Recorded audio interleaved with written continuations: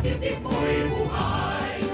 Lupang hinirang, duyan ka ng magiting. Sa manlulupit, di ka pasisingil. Sa dagat at bundok, sa simoy at sa langit mong paghaw. May nilang ang tula at awit sa paglayang minamahal. Ang kisap ng wagaw at mo'y tagumpay na nagdidikit. Ang bituin at araw niya kailan pa may magdidilim. Lupa ng araw ng maraming pagsikta.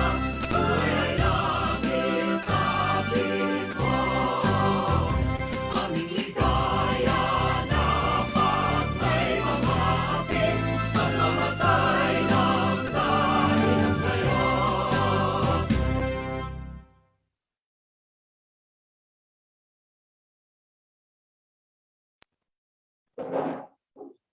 To grace our program, let us start our day with a prayer, to be led by the House Committee Vice Chairperson, Representative Sherlyn Banyas Nograles.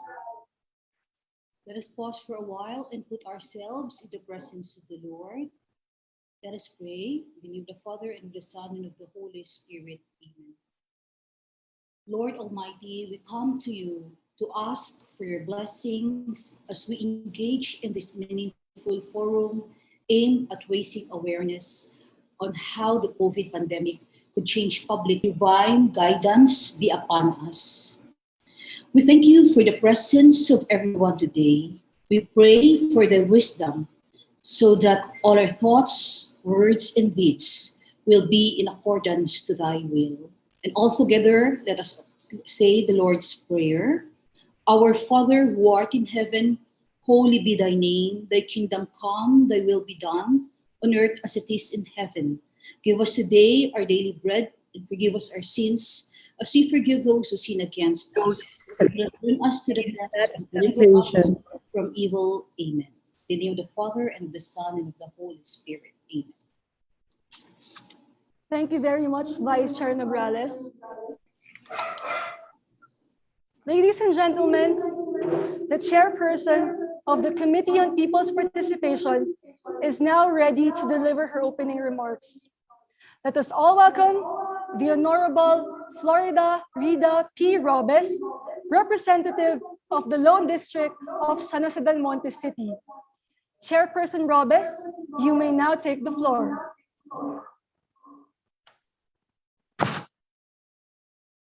Thank you so much. Good morning, everyone. Honorable colleagues from the House of Representatives, chief executives of various local government units across the country, our distinguished speakers for this forum, dear friends from people's organizations, which we call POs, non-government organizations, the NGOs, civil society organization, the CSOs, ladies and gentlemen, magandang umaga po sa ating lahat. May 9, 2022, national election is just under a year away. Bagamat kung tutusin, magaganap ito sa susunod pang taon. Laman na ng mga balita ang mga usapan ukol sa darating na halalan. Election is an integral element in any demographic, political society. It is not a mere political event of changing leaders through voting. Elections should actually serve as a forum for the discussion of pertinent public issues. Elections also facilitate the expression of public opinion. Sumisidhi ang pagpapahayag ng mga magkakaibang opinion sa panahon ng halalan. In this way, election does provide political education for citizens. Indisputably, the people, the citizenry, is the most powerful, transformative force in any election. The extent of people's participation in an election determines its success. And of course, bilang papakilala sa kahalagahan ng mga mamamayan sa halalan, ang Committee on People's Participation ay nagpapasya na mag-organiza ng forum na ito. We would like to convey our gratitude to the Honorable Speaker Lord Alan Q. Velasco for support in this initiative of the committee. Article 2 of the International Covenant on Civil and Political Rights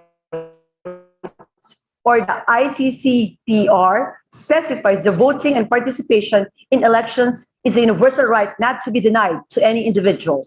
This right to vote of the Filipinos is not threatened by discrimination of any kind at this time. Ngunit ang pandemya ng COVID-19 ang nagbabanta na malilimitahan ang pakikialam ng mga mamamayan sa darating na halalan. Ngunit hindi po natin ito pababayaan, kaya dapat po tayo magpabakuna. Dahil dito, naisip ng Committee on People's Participation na pag-usapan ang mga limitasyon o oportunidad sa pakikilahok ng mga tao sa darating na halalan. Ladies and gentlemen, nabubulol man ang inyong lingkod dahil alam kong ito po'y napaka-exciting na talakayan. I am pleased to welcome you to this online forum, Imagining the 2022 National Election, the many ways the COVID-19 pandemic can impact on the electoral process. Ulitin ko po, the many ways the COVID-19 pandemic can impact on the electoral process. A forum organized with the primary objective to raise awareness on how the COVID-19 pandemic could change public participation in the 2022 elections. We are favored by the presence of experts and authorities on this topic. Masaya po ang inyong lingkod. The committee appreciates your commitment to devote their precious time to be with us today. I would also like to thank Publicus Asia for their assistance in this endeavor. Ms. Maluti Kia, maraming salamat po in advance. I hope that in this forum, each of us will gain new insights on public participation in elections, particularly in this time of pandemic. The committee is hopeful that somehow, through this activity, the critical information on public participation in the electoral process during these unique circumstances would be properly communicated to contribute in one way or another in creating a better informed, more motivated citizenry, and ultimately a more responsive, transparent, and accountable Roa Duterte. Let us always remember that an election is more than an exercise of political rights. Ang resulta ng halalan ay may pangmatagalang epekto sa pamumuhay ng bawat isang Pilipino. Kaya wag po nating ibenta ang ating boto. Ibigay ang buong isip at puso't kaluluwa sa ating pagboto.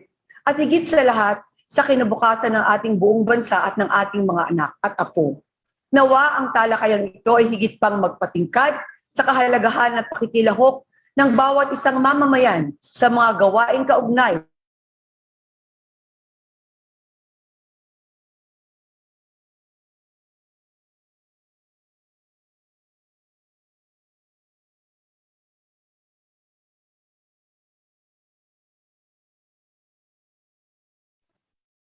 All right. Thank you very much for that very inspirational opening speech, Chairperson Robes. It is our pleasure to have the Speaker of the House deliver his speech for this forum, the Honorable Lord Alan J. Q. Velasco.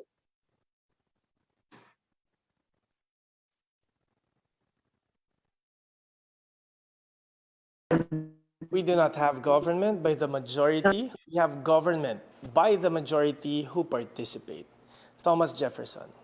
As Speaker of the House of Representatives, I stand today in appreciation and solidarity with the House Committee on People's Participation under Chairperson Representative Florida Rida P. Robes on the conduct of today's virtual forum with a topic that is heavy on everyone's minds, imagining the 2022 national elections, the many ways the COVID-19 pandemic can impact the electoral process. The pandemic ground the world to an almost complete halt, but our democratic processes must endure. The greatest of these democratic processes, of course, is suffrage. Ang ating mga kababayan ay nararapat na hayaang makapili ng mga mamumuno sa isang bukas at malayang eleksyon. There is a need to balance the public clamor for a free and democratic elections with the need to keep everyone safe and healthy during this health crisis. I suppose the recently concluded Palawan plebiscite served as a testing ground for the 2022 national elections. There was a need for temperature checks, social distancing, and PPEs for election frontliners. Of course, the logistics for a national election is another matter. But I am truly glad that the Committee on People's Participation has conducted this forum so that we can discuss relevant issues and help come up with possible resolutions to those issues before the elections next year. Like our educational system, the pandemic will most likely transform the traditional electoral system. Person-to-person campaigns and public hall debates will most likely move to the online sphere. We must ensure, therefore, that the voice of those who have less in life, those who do not have access to internet-ready devices, shall still be heard by the candidates. Lastly, the greatest challenge is to convince our kababayans to go out and exercise their democratic right to vote in 2022. Like the most effective approach to the pandemic, this challenge should also be addressed through a whole-of-nation approach. Obligasyon po nating lahat na hikayatin ng bawat Filipino, lalo na ang ating mga kabataan na magparehistro upang makaboto at sa araw ng halalan ay pumunta sa mga presinto upang makaboto ng buong laya at may katapatan. Again, thank you for organizing this forum, and we expect that the People's Participation Committee should lead the way in informing our people to participate fully in next year's elections by sharing the Thank you so much, House Speaker Lord Alan J.Q. Velasco, for that very wonderful and motivational keynote address. Now, the chairperson of the House Committee on People's Participation would like to acknowledge our esteemed guests. Chairperson Robes, please proceed. Nag-feedback. Magandang umaga pong muli sa ating lahat. Una po ako po'y nagpapasalamat sa aking mga kasamahan sa Kongreso. We are around 175, if I'm not mistaken, or 178 in attendance all over the Philippines. Siyempre, gusto ko pong batiin ang ating mahal na Speaker, Lord Alan Velasco. Maraming salamat, Speaker. Sa aking pong makakasamahan, Representative Jeffrey Conghan, Representative Ruth Mariano Hernandez, Representative R. Vice Chair Sherlyn Banyas Negrales, maraming salamat, sis. Representative Vergara, Representative Franz Castro,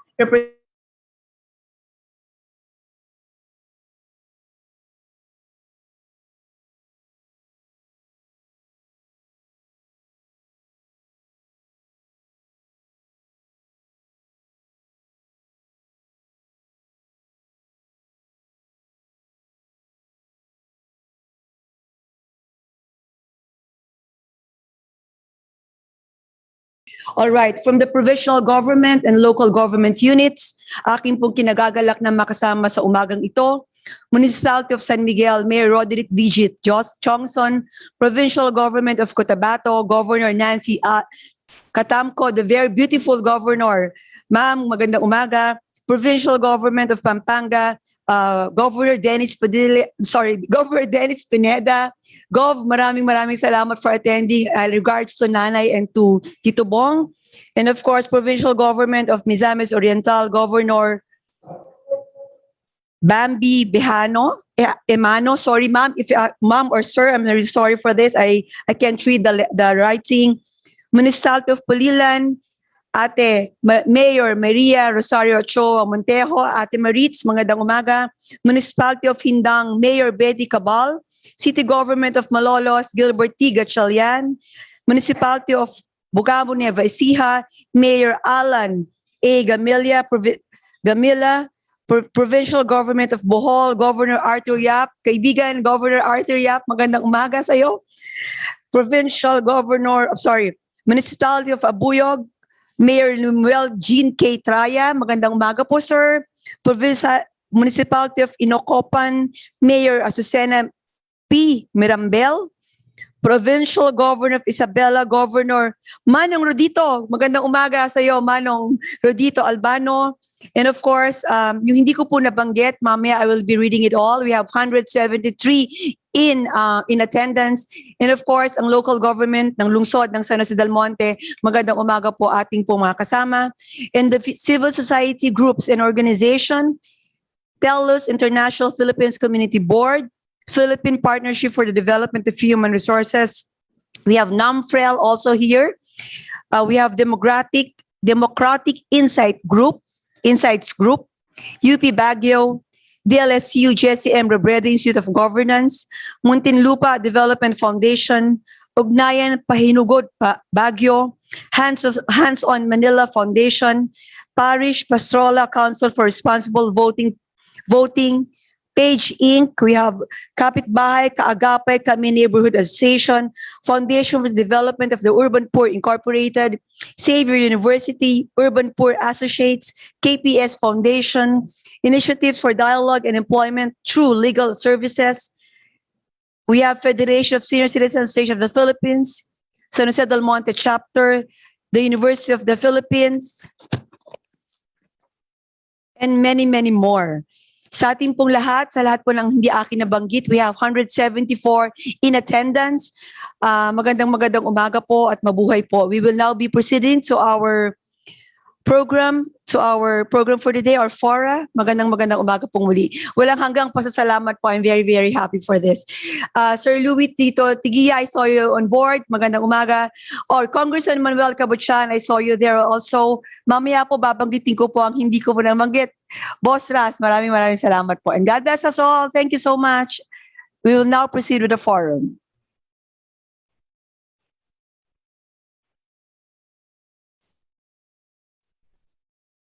Thank you so much, Vice Chair Robes.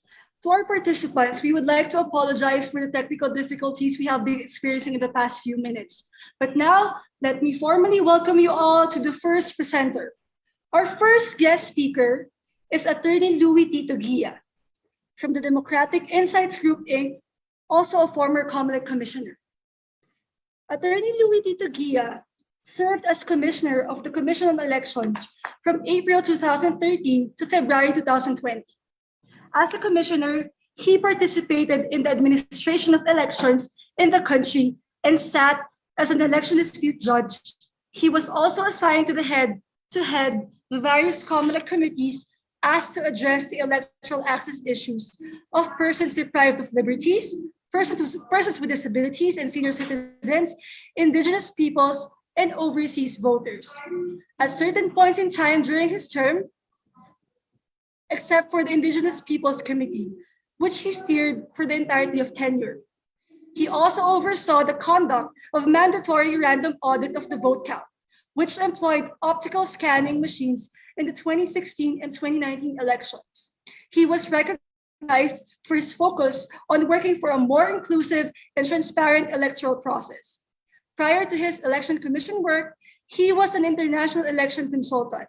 He had consultancies in various countries on the subject of election legal framework development, election dispute resolution, and political or campaign finance reform. Mr. Guia was also active in civil society activities involving electoral reforms and election monitoring work. He co-founded and headed CSOs like the Lawyers League for Liberty or Libertas, the Legal Network for Truthful Elections. He was also a convener of the Consortium on Electoral Reforms. He obtained his Bachelor of Arts in Political Science and Bachelor of Laws degrees from the University of the Philippines. And without further ado, I yield the floor to Attorney Guia. Yes. Good morning, everyone. Honorable members of Congress, the members on the Committee of People's Participation, LGU heads and officials, colleagues in the NGO community. Magandang umaga po sa inyong lahat. It is my privilege and honor to have been invited in this very important forum, and I hope I am able to, contribute and to the discourse. Now, may I share my screen? Please.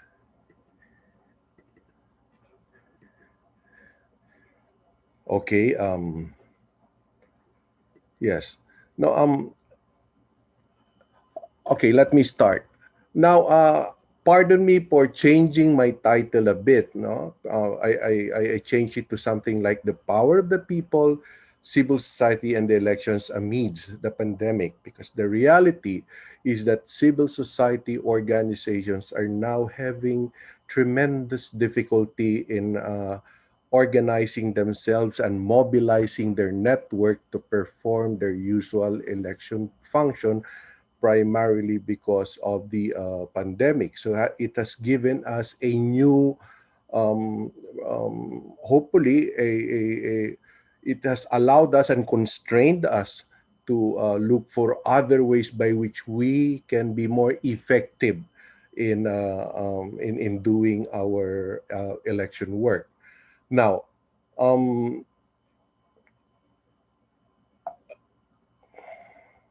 yes.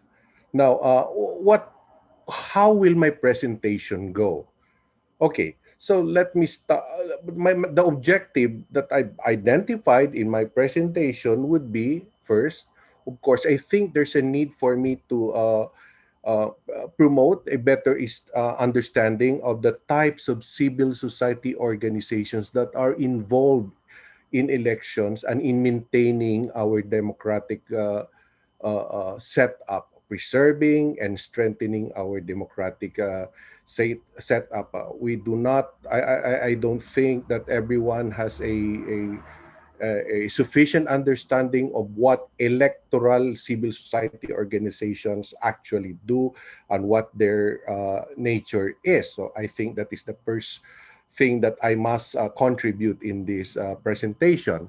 Secondly, I also find the need to promote awareness of what civil society or how civil society organize or conduct their activities for the election, especially amidst the pandemic that we are now experiences. And finally, I would like my presentation to include an invitation for everyone, every citizen, or even every CSOs or civil society organizations that are not involved traditionally in elections to be involved, to participate in our electoral process, because as I would point out, and I think that is something that you will hear in the course of this webinar, that that the 2022 election is very important. Now, I am not going to make a discourse or an academic discourse on what civil society organization is, how does civil society organization promote democracy in general, because that is something left to the academics. But my presentation will primarily be based on my own personal experience. I have been involved in election NGOs, starting with my being a volunteer back in my home province with NAMFREL in 1984 and in 1986. My first job in as a professional was in the Commission on Elections, and that was in 1992 to 95. Right after I passed the bar, I joined the Election Commission, and then I went to private practice in 1995, participated on or joined civil society organizations like Comare Compare, the Consortium on Electoral Reforms. We co-founded Libertas, the Lawyers League for Liberty, the Legal Network for Truthful Elections, of which I acted as executive director before I went back to the Commission on Election as a commissioner between 2013 and 2020. And then after my retirement from the Commission on Election, I guess I'm back in civil society work. So my presentation would be more experiential and practical, based on my own journey in my election work. All right, so let's start with a basic understanding of what civil society is. And I found the definition or the description of a foremost democracy scholar, Larry Diamond from Stanford University, as the most appropriate, I think, description of what civil society is in relation to democracy. It is the entire range of organized groups and institutions that are independent of the state, voluntary, and at least to some extent self-generating and self-reliant. In a democracy, civil society groups have respect for law, for the rights of individuals, and for the rights of others to express their interests and opinion. When we speak of civil society, pag sinabi nating civil society, this is the space between the state, meaning the government and all that is associated with government and authority, and formal authority, I mean, and the market. And when you say market, ito yung mga organisasyon or sektor na kung saan yung ang kanilang hangarin ay kumita or magkaroon ng profit. So this is the space in between. So that includes NGOs, people organization, even your professional organization, Association of Accountants, Association of Lawyers, TODA, tricycle operators, at and siguro badminton club. Ito yung sinatawag natin, ito yung kabuuan na tinatawag natin na civil society. But when we talk about electoral civil society, ano ba yung mga electoral civil society? Well, when we talk about electoral civil society, these are civil society organizations that does primary or that do election work primarily. Yung kanilang purpose of existence as organization, gumagawa sila ng election work. Yun yung kuha nila. And of course, like any other civil society organization, they must be voluntary, hindi pilitan. And they must be independent, which means that they are independent from any from the state, and they should be non-partisan. When we say non-partisan, walang kinakampihan, walang kinikilingang kandidato o kaya political party or any group that will contest the election. And basically, electoral CSOs perform watchdog function. Binabantayan nila yung paglatag ng eleksyon, pag-organize ng eleksyon, and hindi lang yung pag-organize ng eleksyon ng COMELEC, kundi ang actuations, ang galaw ng ating mga principal actors sa eleksyon, yung mga politiko at yung mga supporters ng mga politiko. Now, and of course, electoral civil society organizations participate, observe, and monitor electoral process on the basis of established democratic or established principles of genuine democratic society.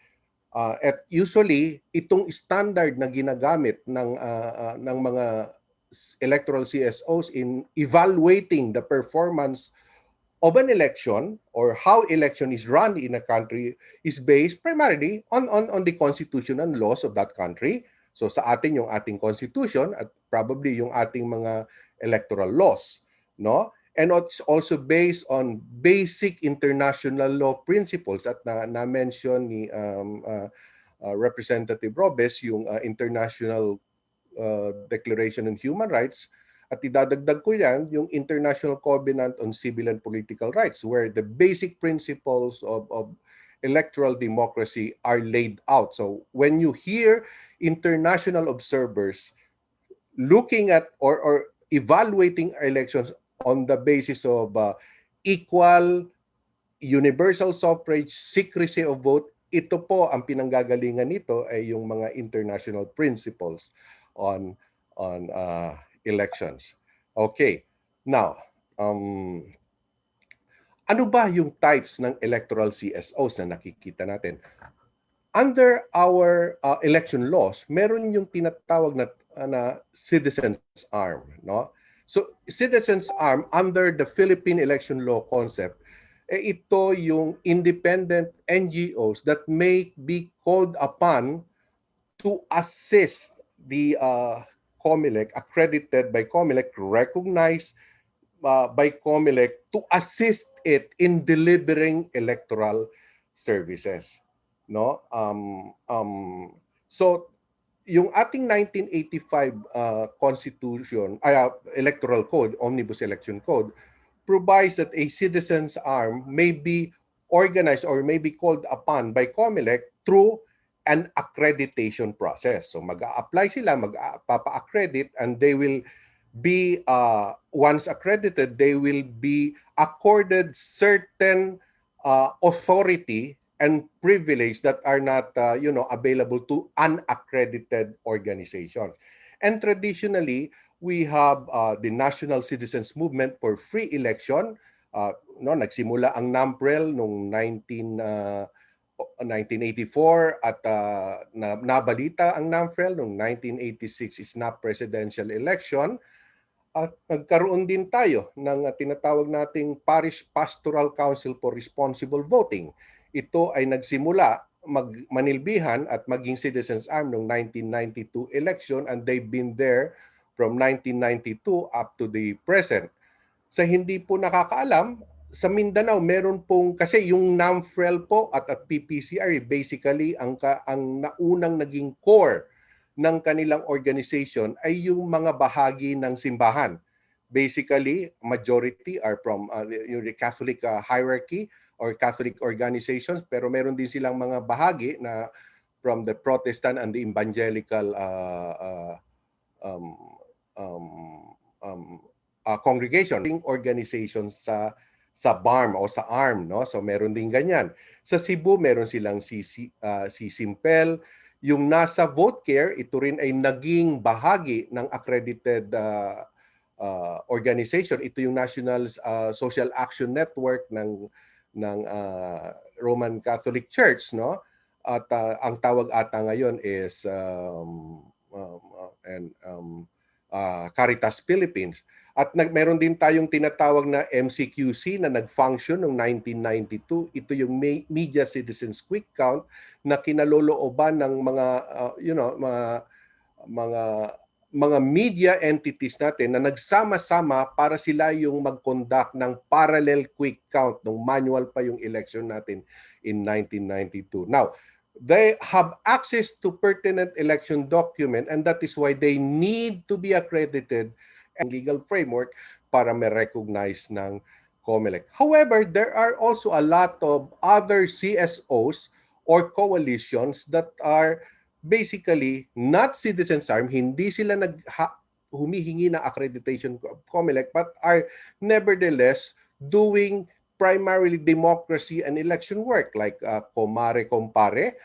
Ito ay naitatag noong mga 1995 at ang pangunahing hangarin dito ay itulak ang pagpasa ng mga legislations that are called for under the 1987 Constitution na para maipasa na, no, sa Kongreso. Kasama dito yung party list law, yung continuing registration, at marami pang mga kasama din yung anti-dynasty law, no, ngunit hindi pa naipasa hanggang ngayon. No, so we also have another grouping called the Consortium on Electoral Reform. Now, while the Consortium on Electoral Reform and the Comare Compare are basically election coalitions, yung mga part nito ay hindi primarily election organizations. They are NGOs with other concerns. Kaya lang meron sila, nakita nila na kahit na let's say human rights advocacy ang kanilang primary advocacy, or kaya let's say economic equality ang kanilang advocacy, may nakikita silang bahagi ng kanilang advocacy na naiimpluwensyahan at irrelevant yung kanilang election participation. Kaya nagkaroon ng ganitong mga coalition. Okay, so pangatlo, meron din mga electoral CSOs na tatag pero hindi kabauan at hindi lang monitoring at ang kanilang ginagawa, kundi mayroon silang specific concern. Yung Legal Network for Truthful Election, kung saan ako'y naging bahagi, ang focus nung nag-umpisa nito yung canvassing, pagbabantay ng canvassing process ng eleksyon, At eventually, naging concern din siya specifically yung pag-i-enforce ng tinatawag namin noon na election accountability. Yung ibig sabihin, yung managot yung mga nagva-violate ng election, yung mga nagkukumit ng election offense, no? At meron ding grupo, yung Perat Politika naman, ito, coalition din ito ng mga civil society organizations, not all of which are really into elections, no? At some are actually business, media organizations at good governance corporate organization. Ang gusto niya naman bantayan yung paggamit, yung campaign finance, yung kumbaga ang tinutulak niya campaign finance reform, no? Campaign finance reform at pagtitingin sa eleksyon mula sa lens ng paggamit ng pera. Yung kumbaga fairness din ng election, yung pagpapatupad ng mga regulations sa vote buying, regulations sa paglilista ng mga pagre-report, no? Pagpapaigting ng pag-report ng mga campaign finance issues. So meron din tayong tinatawag na Task Force 2010 na natayo noong 2008, 2009. Bahagi dito ang Commission on Human Rights noon. At ang tinitingnan naman nitong Task Force 2010 ay bigyang halaga yung ating mga vulnerable sector. Yun, kasi under our traditional electoral process, no, hindi masyado nasasaalang-alang o ang access ng mga vulnerable sectors na na-identify nating mga persons with disabilities, indigenous peoples, persons deprived of liberties, yung mga nakakulong, no? Nakakulong sila, nakadetain sila, pero hindi pa naman nawawala yung kanilang karapatang bumoto. But dahil nakakulong sila, ay hindi sila makapunta at makaboto under our usual system or usual process of voting and registration. So ito yung tiningnan nitong Task Force 2010.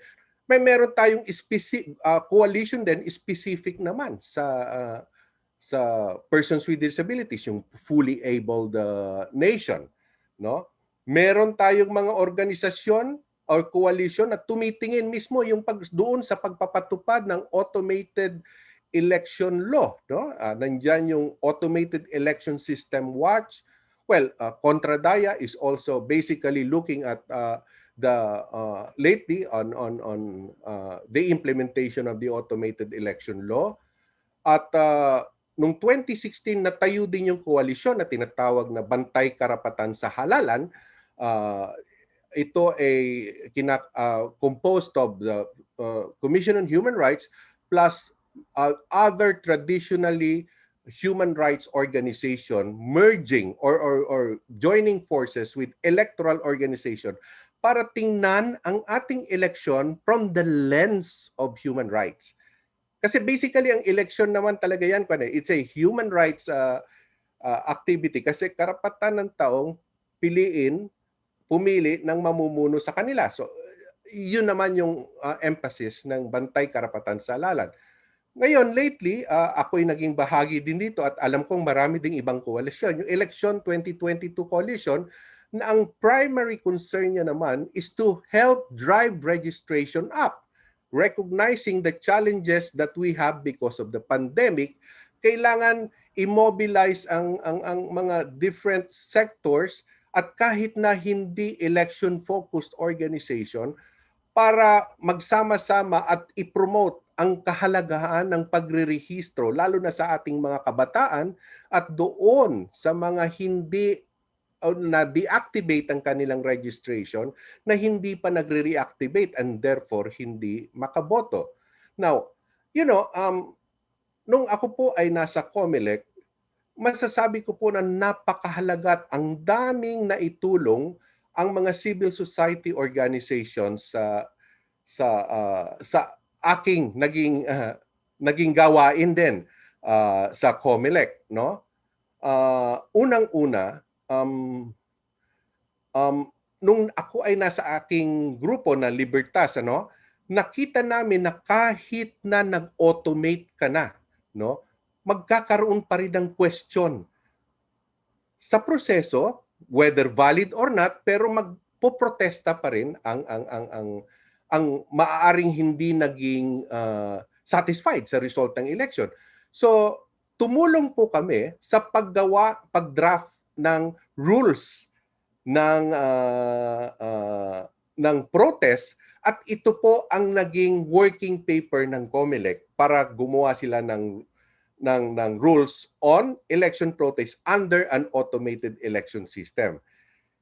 At nanggaling din sa civil society yung panukala na mas paigtingin ng COMELEC ang kanilang pagtingin sa campaign finance as an important aspect of election. Dahil sa mungkahi ng civil society, nagkaroon ng tinatawag nating campaign finance unit na naging campaign finance office sa COMELEC upang tingnan yung mga reports na kailangang ibigay ng mga kandidato at mga election contractors sa COMELEC by law.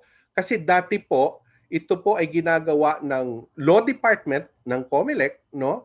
At dahil ang law department naman ng COMELEC ay kailangan mag-focus sa pag-enforce ng election law, pag-prosecute, pag-imbestiga ng mga election violation, kumisan hindi na ito napapansin. So yung mungkahing gano'n na galing sa civil society ang nag-udyok at nagbigay ng tulak para magkaroon ng ganitong reforma sa election administration sa COMELEC.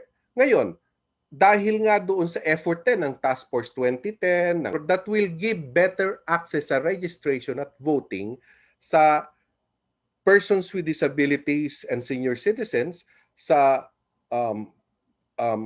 persons deprived of liberty, sa indigenous peoples, nagkakaroon po tayo ng special voting arrangement with indigenous peoples sa mga kasuluk-sulukan ng mga bundok, no? At ito po ay hindi mangyayari kung hindi po tinutulak at ng mga civil society organization partners ng COMELEC. So iyon po ang naging bahagi at halaga, at least sa aking karanasan bilang isang commissioner sa COMELEC, ng pakikipag-partner ng COMELEC sa mga civil society organization. Pwedeng sabihin na kulang pa ang nangyari, hindi pa naging buo at hindi naging perfect ang naging resulta. Ngunit hindi mahirap magsimula ito ever kung walang partnership at walang collaboration with civil society. At ako pong sariling karanasan yan bilang galing din po sa civil society at bilang isang opisyal sa COMELEC. Hindi ko na po uulitin yung nakasulat sa slide tungkol sa ano pa ang positive impact ng mga electoral CSOs sa elections. Ngayon, punta tayo sa 2022 elections. Sa aking palagay, no, of course, hindi perpekto ang ating eleksyon. Maraming traditional problems ang ating eleksyon. Pero sa akin lang pananaw, sa aking karanasan, no, ito ang nakikita kong tatlong key issues na haharapin natin sa 2022 election. Una, of course, obviously, at ito nga yung ating paksa sa ating meeting ngayon, ay yung impact of the COVID-19 pandemic in the preparation for the elections, in civil society work, and even for our election competitors, mga kandidato at mga political parties, no, maiiba ang itsura ng ating eleksyon. Nag-umpisa na nagkaroon din tayo ng kaba na ang tanong maaari bang ituloy ang eleksyon sa itong under a pandemic. Ito lang po ang aking masasabi doon. Mahigit 100 bansa na sa buong mundo na ipinatupad at ipinatakbo ang kanilang eleksyon kahit na may COVID. So there is really no reason for us not to hold the elections in 2022, and I hope that puts a nail in the issue of whether we can hold the election or not. Paghahanda lang ang kailangan, at yun po ang ginawa ng mga ibang bansa, kahit yung mga mas mahirap na bansa natin. And I would like to take special mention in the national election or in the local election nationwide held in Indonesia last December, no? Alam niyo po, grabe din ang pandemic sa kanila, natuloy ang eleksyon at ang sa aking nakuhang impormasyon, mas malaki pa nga ang turnout nung kanilang eleksyon at hindi naman nagkaroon ng malaking problema sa kanilang public health. So, una, gusto kong sabihin na hindi po false dichotomy po yung public health saka election or democracy. Pwede pong pagsamahin yon basta po maayos ang paghahanda at gusto natin talagang mangyari na maayos ang ating eleksyon. Ang pangalawa pong issue sa tingin ko ay yung competitiveness ng ating eleksyon. Anong ibig sabihin ng competitive ng eleksyon? Ang eleksyon po primarily ay para sa taong bayan. Elections are primarily for the people, even more than even for the candidates, no? Ang mga kandidato parang nandyan lang sila para sa mga boboto. Because election is an instrument of democracy, democratic processes, no? So paano ka magkakaroon ng eleksyon kung isa lang ang kandidato? Ano ba? Election is about choices given to the people. So election should be competitive. Dapat pag binigay mo ang eleksyon sa taong bayan, may magkalaban at may pagpapilian. We are not doing our people good service if we do not provide them with choices. Alam po natin, so yun po yung isang dapat tingnan natin, may totoo bang choices during the election? At what skews competitiveness in election? Siyempre, yung paggamit ng pera. Bakit nakakalamang yung may pera? Bakit nakakalamang, okay, with due respect, bakit nakakalamang ang incumbents? No? Ito yung mga dapat nating tingnan. Elections should be fair and equal. And that is a basic thing that we should be looking at elections. And the pandemic, of course, will make the idealized situation or idealized concept of election more difficult to achieve, no? Kasi of course you have other concerns to look at, and it might not be easier for us to look at this aspect of fairness of election. So gusto kong maganda sana kung ma-focus ulit, tingnan natin yung election from the point of view of the voter. Meron ba kaming totoong pagpipilian?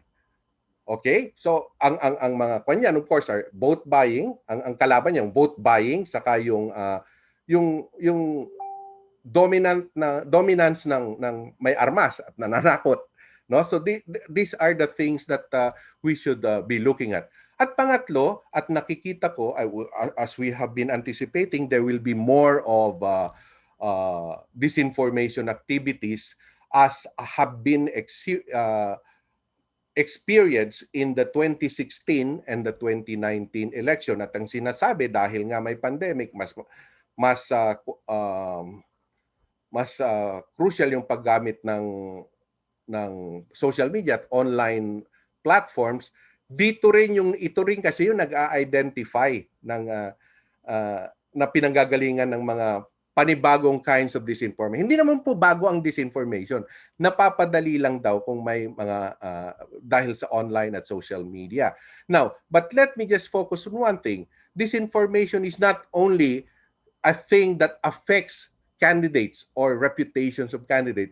It also is something that we must watch out for, especially as regards the democratic and the election process, no? Of course, we have the right to criticize and to punahin ang ating proseso ng eleksyon at kung may problema, palabasin natin. But also, lumabas din yung disinformation na kahit maliit na bagay pinapalaki para lang mawalan ng tiwala ang taong bayan. Hindi lang sa kalaban, kung minsan, sa halalan, kundi sa proseso. And I think this is more dangerous.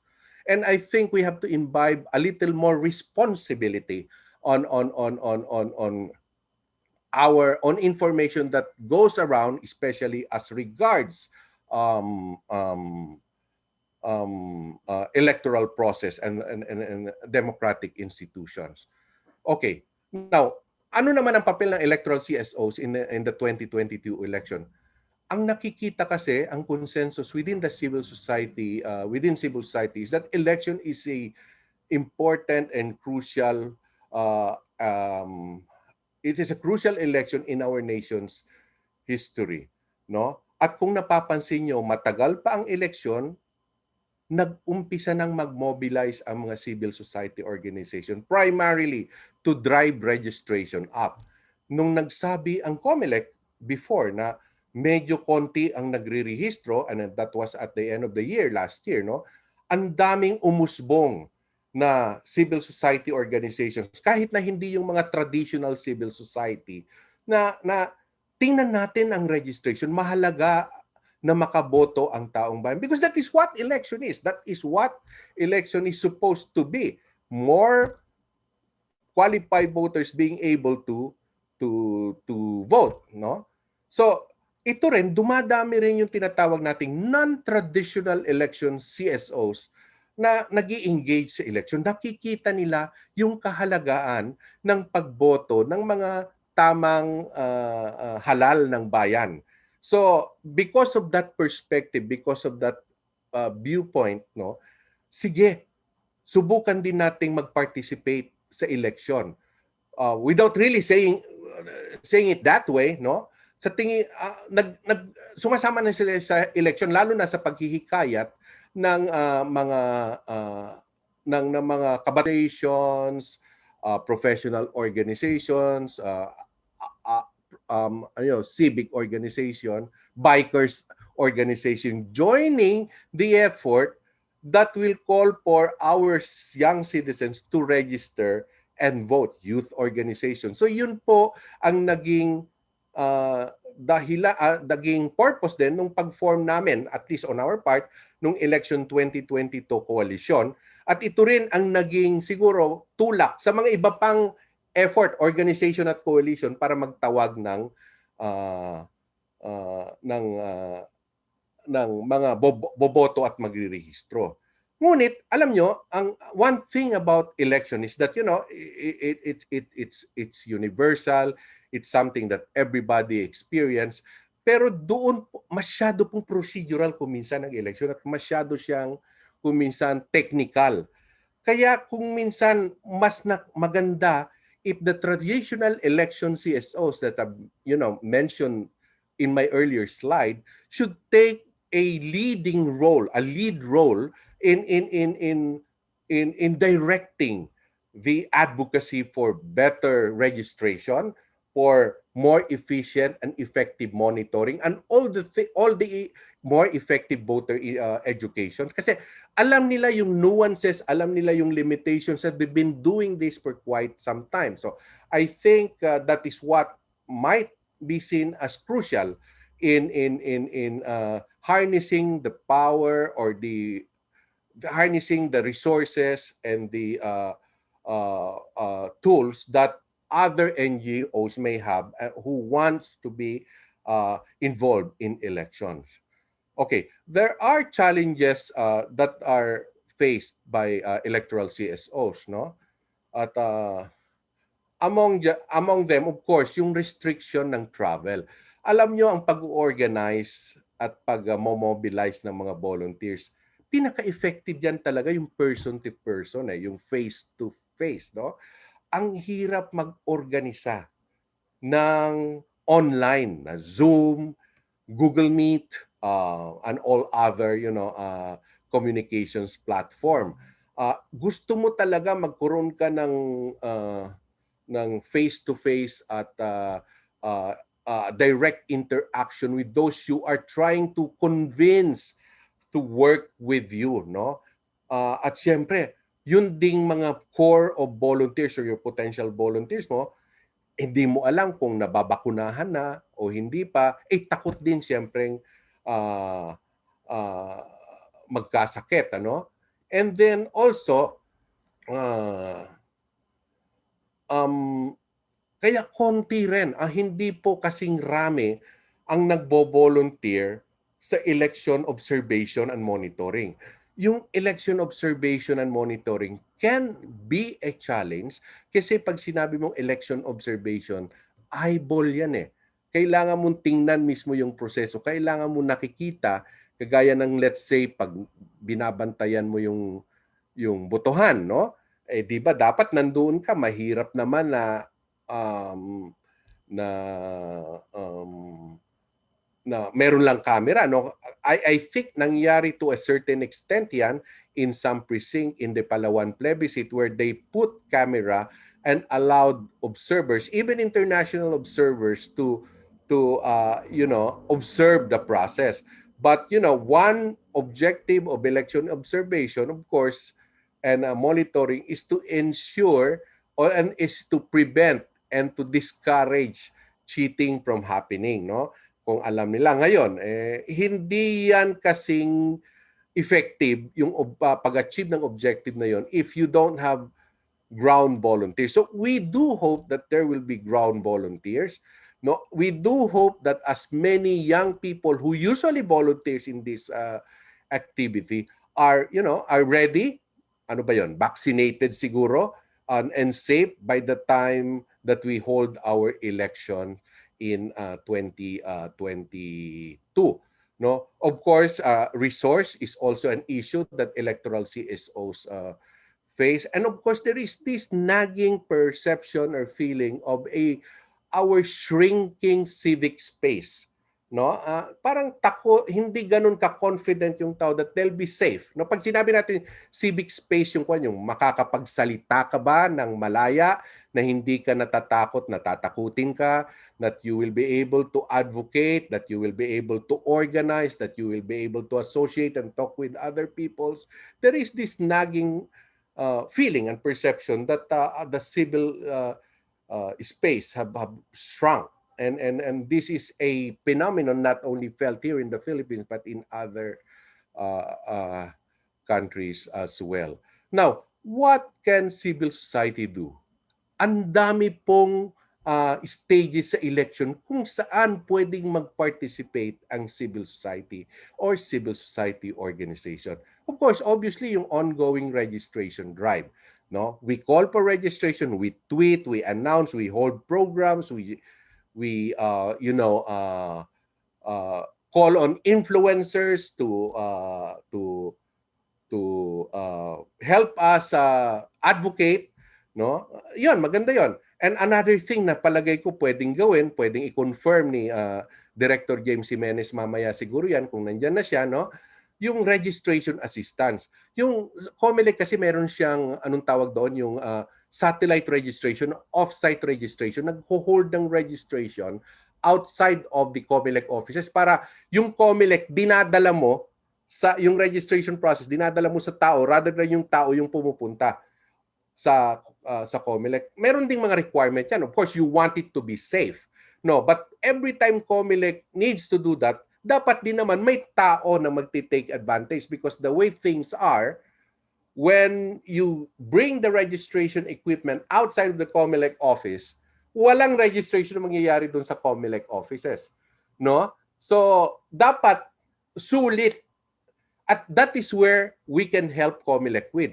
We can help organize and bring voters to the registration site from within or from the communities nearby, near the chosen registration site. We can organize, we can put tables, we can make sure na physically distant yung mga applicants for registration, siguro konting pamerienda, yung ganun ba. So these are very helpful to COMELEC. Go out and vote drive, so hindi lang pagpaparehistro, bumoto naman kayo because elections are an expression of the citizens' power and authority over our Republican system of government. If we do not register and vote, parang hindi natin na exercise yung ating kapangyarihan. Of course, citizens, voters, education and information, paano ba yung proseso ng eleksyon, bakit mahalaga ang bumoto, iyan ay pwedeng gawin ng mas marami. No? Ito, hindi pa siguro masyadong ginagawa, pero ginawa po namin ito noon, yung campaign finance monitoring, tiningnan namin yung gastos ng tinulungan namin ng COMELEC tingnan yung gastos ng mga kandidato, no? Namin, sabi ko kasi nagawa ko po ito nung bago pa ako naging COMELEC commissioner. At pwede ring may mga tumi ng election-related violence at bilangin ito para ito maging deterrent din sa further escalation of election-related violence, no? Poll watching and vote counting monitoring, ito yung traditional role ng ginagawa lalo ng ating mga citizens, quote-unquote citizens arm. Ito rin, no? Hindi na papansin siguro yung mga pag-obserba ng mga paghahanda sa election kagaya ng procurement at bidding ng mga makina. Siguro kung minsan mas madaling magpuna, no? Pero mas maganda siguro kung mag-observe din, mag-organisa ng mga grupo na mag-o-observe ng procurement at bidding, pag-imprenta ng balota, pag-prepare at pag-distribute ng equipment, election equipment at material. At nung aking panahon sa COMELEC, naging bukas naman ito for observation. At ito ay mahalaga para makita natin kung ano talaga yung proseso rather than meron tayong puna from outside of our own observation, no? At ito, siguro naging bahagi kasi ako dito, ako yung nag-oversee nung local source code review at yung nangyayari sa proseso. Malamang ang puna ng iba ay kulang ito. Ako naniniwala na mas maganda kung maging mas paigtingin pa ito at maging transparent, but it's also a question of resources and yung kumbaga preparation, no? Ngunit whatever it is, meron pong puwang ang civil society para makibahagi sa mga ganitong activity. No. Okay. So bago ako magtapos, ang crucial lang dito, of course, COMELEC should of course be open to partnering, not necessarily in the context of just citizens arm, kayo ang citizens arm namin, but partnership, no? COMELEC should be able to spread the responsibility of running the election so that it can also share the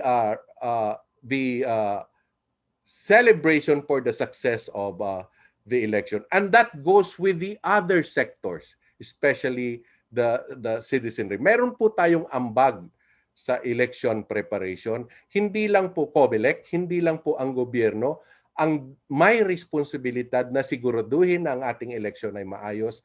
Meron po tayong meron pong puwang para po sa civil society, para sa taong bayan upang makilahok dito. At nasa COMELEC at nasa pamahalaan din na paigtingin ito at huwag hayaan at siguro i-widen yung tinatawag nating civic space so that the people can contribute. Maraming salamat po. Siguro mamaya na lang po ako magtatangkilit ng iyong mga tanong kung meron man po. Maraming salamat po sa inyong lahat. Thank you so much, Com. Before we continue, I'd like to acknowledge po ang ating mga kasamang muli sa mababang kapulungan. We have Representative for DS Striker Villa, Congresswoman Joy Tambunting. We also have I saw her and I'm a fan of her, Attorney Lorna Kapunan, Towns Foundation Inc. and Voters Empowerment Bureau, RC Sampaguita. Ma'am, welcome po, and sa mga bagong dating po, welcome again and again. To our host, back to our host, please.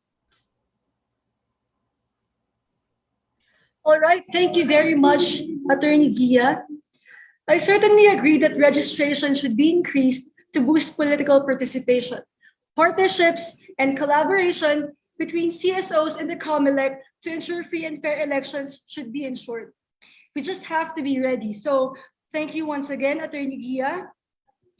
And I would just like to say that I'm very thankful. The committee is very thankful because we now have 190 participants. We thank you for your enthusiasm, everyone. And we would like to remind everyone that we will have a question and answer portion towards the end of this forum. Kindly type in your questions below, addressed to the desired speaker. And now for our next speaker, we have Ms. Maria Lourdes N. Tiquia of Publicus Asia Inc. Ms. Tiquia will talk about building your digital ecosystem, organizing in the age of COVID and social media. Ms. Tequia is a noted political management expert in the Philippines and Asia. A lobbyist and a policy analyst, Ms. Tequia is the founder and CEO of the only registered lobbying and political management firm in the Philippines, Publicus Asia Inc. She is also an active member of the International Association of Political Consultants and has done political consulting in Indonesia, Cambodia, Thailand, Malaysia, and Kenya. The author of the book Campaign Politics, which combines science with the art of the electoral politics, Ms. Tequia handled several winning campaigns for Philippine senatorial, gubernatorial, and congressional candidates. She holds 2 master's degrees, one in public administration from the University of the Philippines, and the other in the arts of political management from the prestigious George Washington University. It is my honor to present to you the renowned CEO of Publicus Asia, Ms. Malu Tequia. Thank you so much, Nina. Can I share my screen? Or will the secretariat be the one sharing the Ma'am, screen? you can share your screen po if you want na po. Okay. Ready na, ma'am. Na po. Hold on.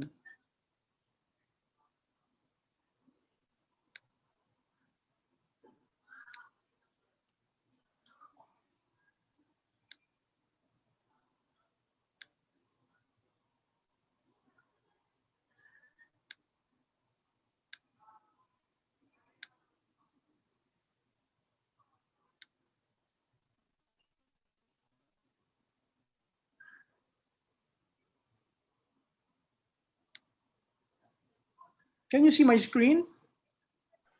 Yes, ma'am. Okay. Good afternoon good morning to everyone. I'm in the middle of the commencement exercises of UDM, but I cannot really. I was asking for some changes in the schedule, but hopefully I was able to fix the transition from one activity to another. Thank you so much, Rep. Rida Robles, for the invitation. And what I will be presenting here is something that we have done several months ago, but I think this is very important for the CSOs and the different organizations that would like to get involved in campaigning. Campaigning under the new norm is essentially less of face-to-face, less of our usual rallies. I think this is because of what COMELEC has adopted, which is essentially very good, and that is protecting the voters. I think the model that everyone should be aware of is the Palawan model. If you remember, there was a plebiscite for the third, breaking Palawan into 3 provinces. And you will see there the effort done by COMELEC to maintain the health protocols, to ensure there is, even in lining up, there is physical distancing. Once you enter the precinct, you will see there the plastic covered division among the ballot boxes. So these are something that we will see, and most of the candidates, as politicians as well as the CSOs, are trying to understand and making sure that there will be a turnout. Our traditional turnout for a presidential campaign is a high of 80%, while midterm is usually around 70+%. So let me start off by sharing with you. This is what happens when a candidate. You will see there areas where the CSO can interface, from the state of the economy to critical issues and concerns to the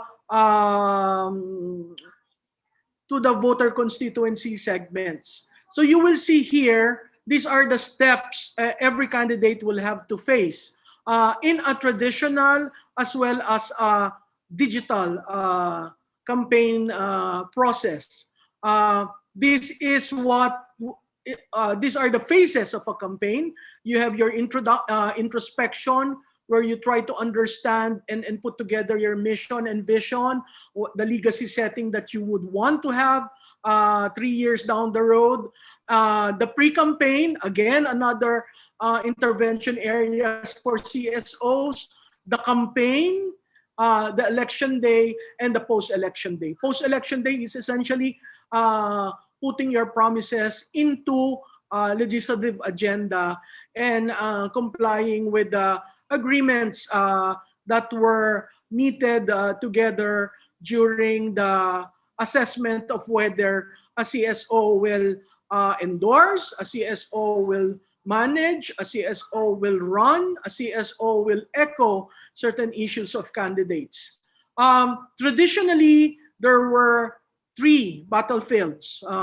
One is what we know as the ground war, which is your grit and meet, your sorties, your barangayan, no? And then we have the air war. In the last election cycle, we saw the role of, it used to be trimedia, TV, print, and radio. And in the last election, we saw the dominance of social media. And of course, you have the digital war. Okay, you will see here how certain candidates are able to manage, are able to use analytics in order to reach voters with their issues on a geographic basis, on a psychographic basis, etc., etc. So what is to be strategic pre-COVID? This is how the lay of the land looked like pre-COVID. There was data, there was organization, communication is very important, and you roll it out. Essentially, there is rollout pre-campaign. So if we go back to data, this is election history. Election history analysis, it would be good if you are able to analyze the voter base in the last 2 election cycles. Data would look into bellwethers versus bailiwicks. Essentially, it's like your saan ba ang baluarte ng kandidato? Saan ba yung pag nanalo ka dyan, mananalo ka sa probinsya? Saan ba ang behavior ng top 10 provinces, top 20 provinces? Ano ba ito? And of course, harvest areas is where will you get your votes? That is determined before even filing of the candidacy, because you would want to be sure that you have the numbers, you have the coalition of support before you file the certificate of candidacy. And part of data is essentially your benchmark survey. When you go to organization, and we are talking here pre-COVID, when you go to organization, there is such a thing as command votes versus market votes. Command is traditional bailiwicks, and market votes is a result of the campaign effort that is done by a candidate. Part of the organization is the political ladder. Most politicians in the Philippines do not define that political ladder and make decisions kind of late that yung pala gusto mag-governor pero hindi naman project ang sarili as governor. Akala hanggang mayor, but when they saw an opening, pwede pala mag-governor. Essentially, a political ladder is something that a candidate, whether an incumbent or a challenger, will have to define moving forward. And then is the base increasing per term? If you are going on your 3rd term, you would want to see, lumaki ba ang aking base from the time na nagka-eleksyon to pre-campaign for May 2022. Why? Because if you are able to convert more while in office, you will certainly have a very, very easy way of putting together your campaign plan in order to reap the dividends after a 90-day campaign period or a 45-day campaign period. When it comes to comms, dito po ang CSO very particularly involved dito. Ano ba yung issues doon sa distrito, sa syudad, sa probinsya, sa national? Ano ba yung issues na pwedeng pagkasunduan? Ano ba yung issues na sa tingin natin maghihiwalay ang suporta pero kailangan mapag-usapan? Ito po yung napaka-importante para sa akin. Ako po ay campaign strategist since 1995.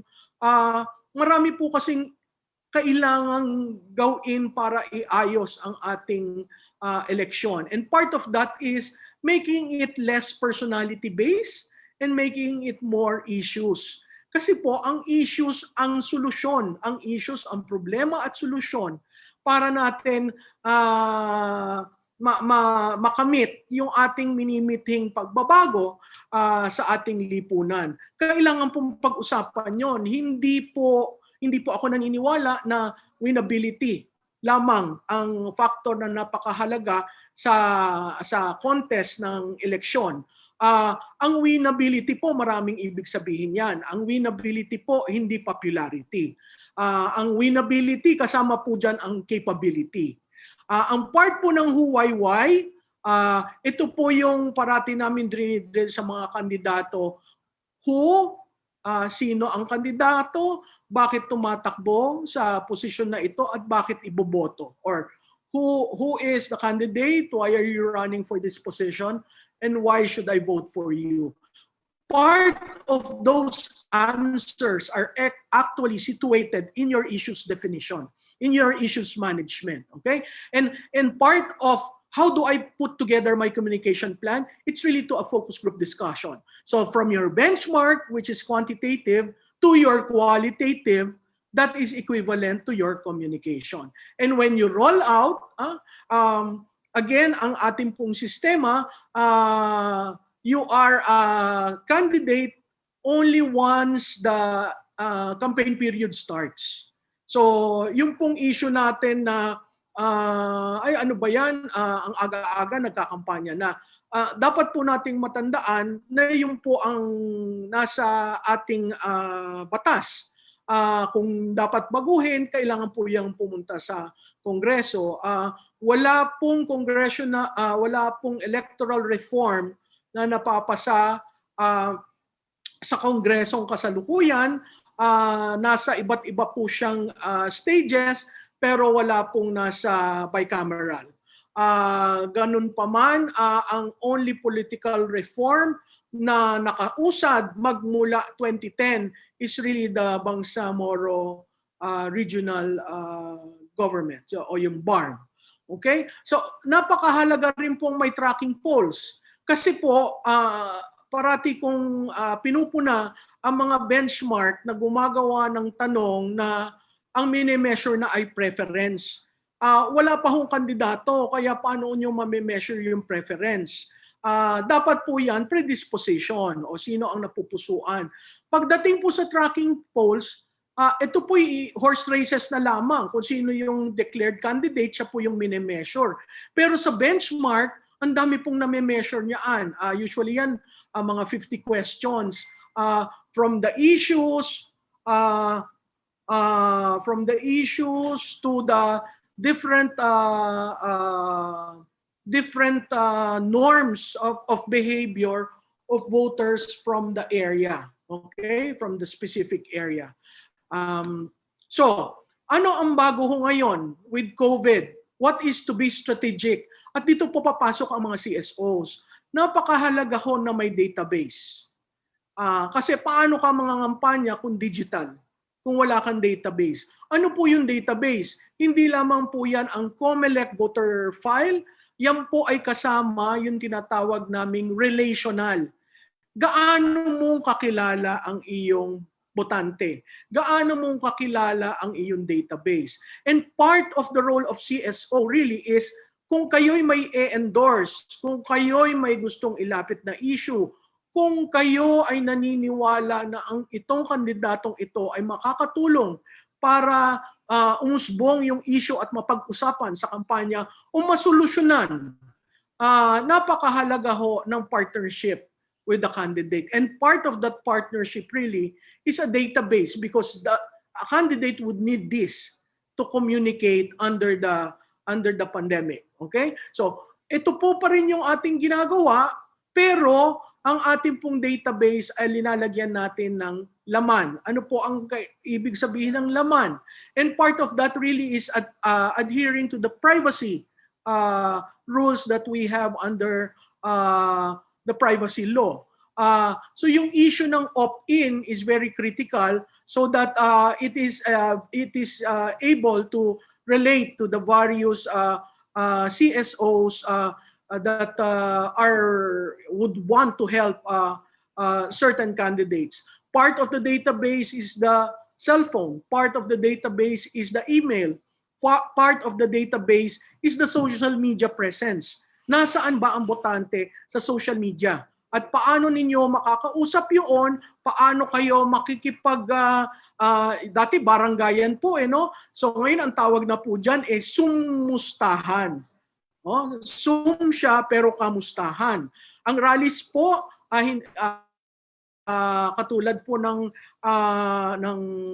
nabubuong sentimento sa COMELEC, hindi po nila inaalaw ang more than 50 na katao sa rallies. Pag ganun po, hindi po safe para sa isang kandidato na isugal niya ang kalusugan ng kanyang constituents, kasi spreader, yan yung tinatawag na COVID spreader event. At hindi rin naman po maganda na ang kandidato mahihirapan ang kanyang kalusugan dahil sa kagustuhan niyang pumunta at makipagharap-harapan sa mga constituent niya. So napaka-importante po yung relational database. Okay? So ito po ay kailangang gawin, kailangang i-build, at uulitin ko po, ang COMELEC voter file ay panimula lamang. Ang kailangan, kilala nyo ang inyong botante. Madali nyong ma-text, madali nyong ma-social media. Okay? So, ngayon po, ang laban na lamang po ay wala na ang ground war. Meron po tayong digital war.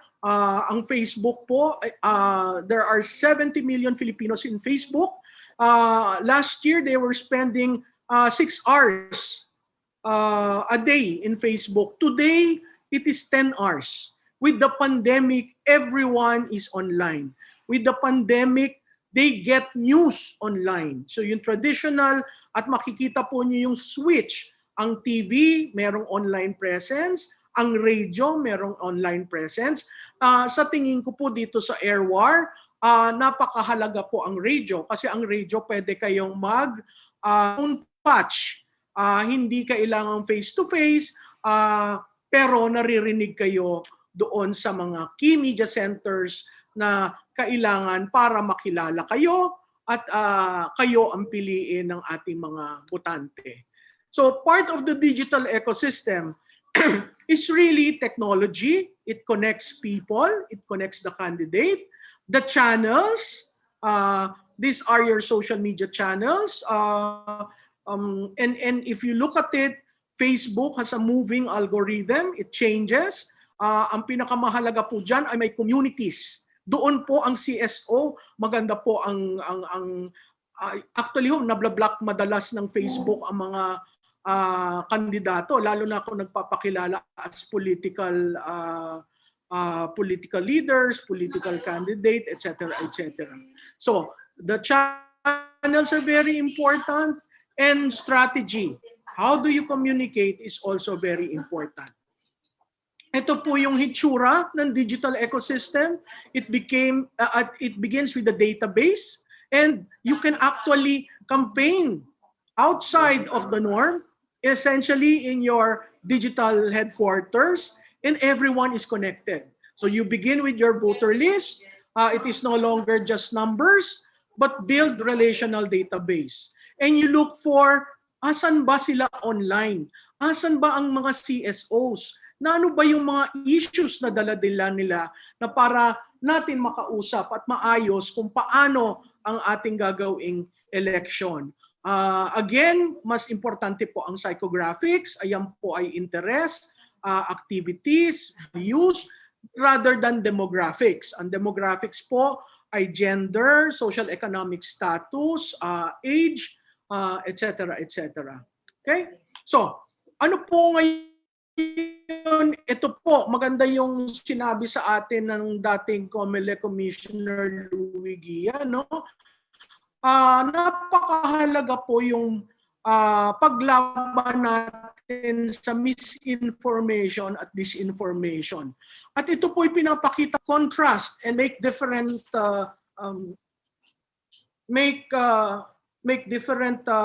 appreciations of what is a centralized network and a distributed network. Before the pandemic, or probably before 2019, a centralized network would mean there is one command center. They issue the communication framing, as well as so from framing to priming to positioning is issued by the center. Today, there are several creators of news.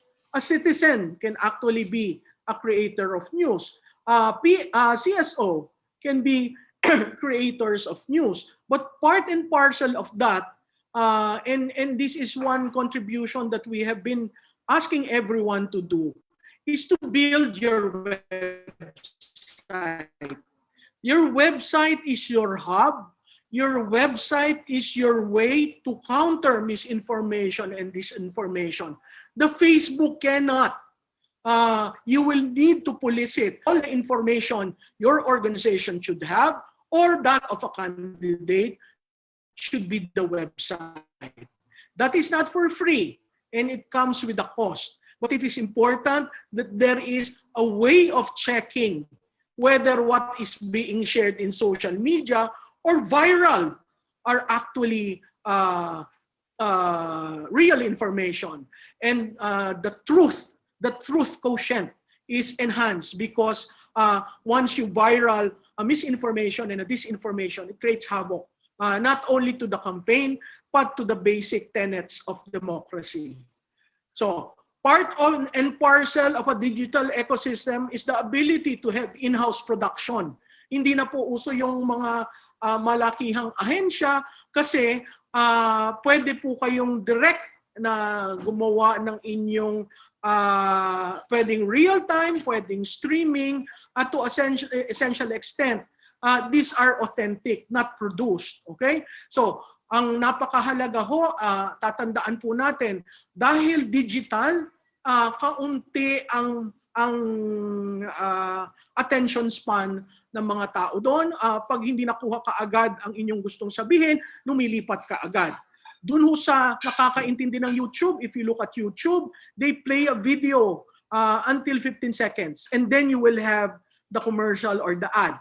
So here we suggest that candidates as well as the CSOs should probably try a 12-seconder where you put together, inaalis nyo na yung siya from the grain, you really maintain the real communication that you would want spread, that you would want addressed, that you would want to be discussed and be part and parcel of a platform of a candidate.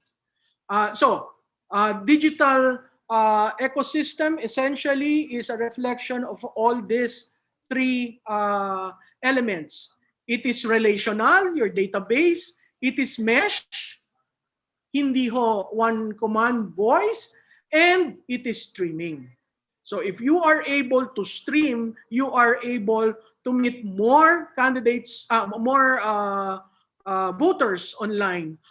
If you are targeting communities by streaming, you are able to meet them. The communication line is not cut because there are several platforms. There's StreamYard, there's Zoom, even Twitter is allowing video conferencing for minimum of 600 participants. Video conferencing, WhatsApp is a good tool for organizational build-up. So marami pong tools tayong makikita to ensure we are able to talk and carry a dialogue with our voters. This is my last slide. the cell phone. Ang ating pong general population is 109 million based on the latest PSA statistics. Okay? Pag tiningnan nyo po, ano ang universal platform sa Pilipinas? It's your cell phone, whether that cell phone is 3G, 2G, or the smartphone. There are 110 million smartphones in the country. So that is greater than the national population. No? So you can share a candidate profile online. You can do donations, as we've seen in the US market and New Zealand. You can do social media integration via cell phone. You can do volunteer registration via cell phone. There are multiple user engagement, which is essentially the push notification. Pag tinignan po natin ang Viber, marami po tayong chat group dyan. Pag may bagong pumasok, nagpo-push, nano-notify tayo. So marami pong pwedeng gawin na platform para sa darating na halalan sa Mayo 2022. Hot buttons are discussed. Online rallies can be made. Get out the vote can be made through the ubiquitous cell phone. And this is one thing that we are trying to redefine.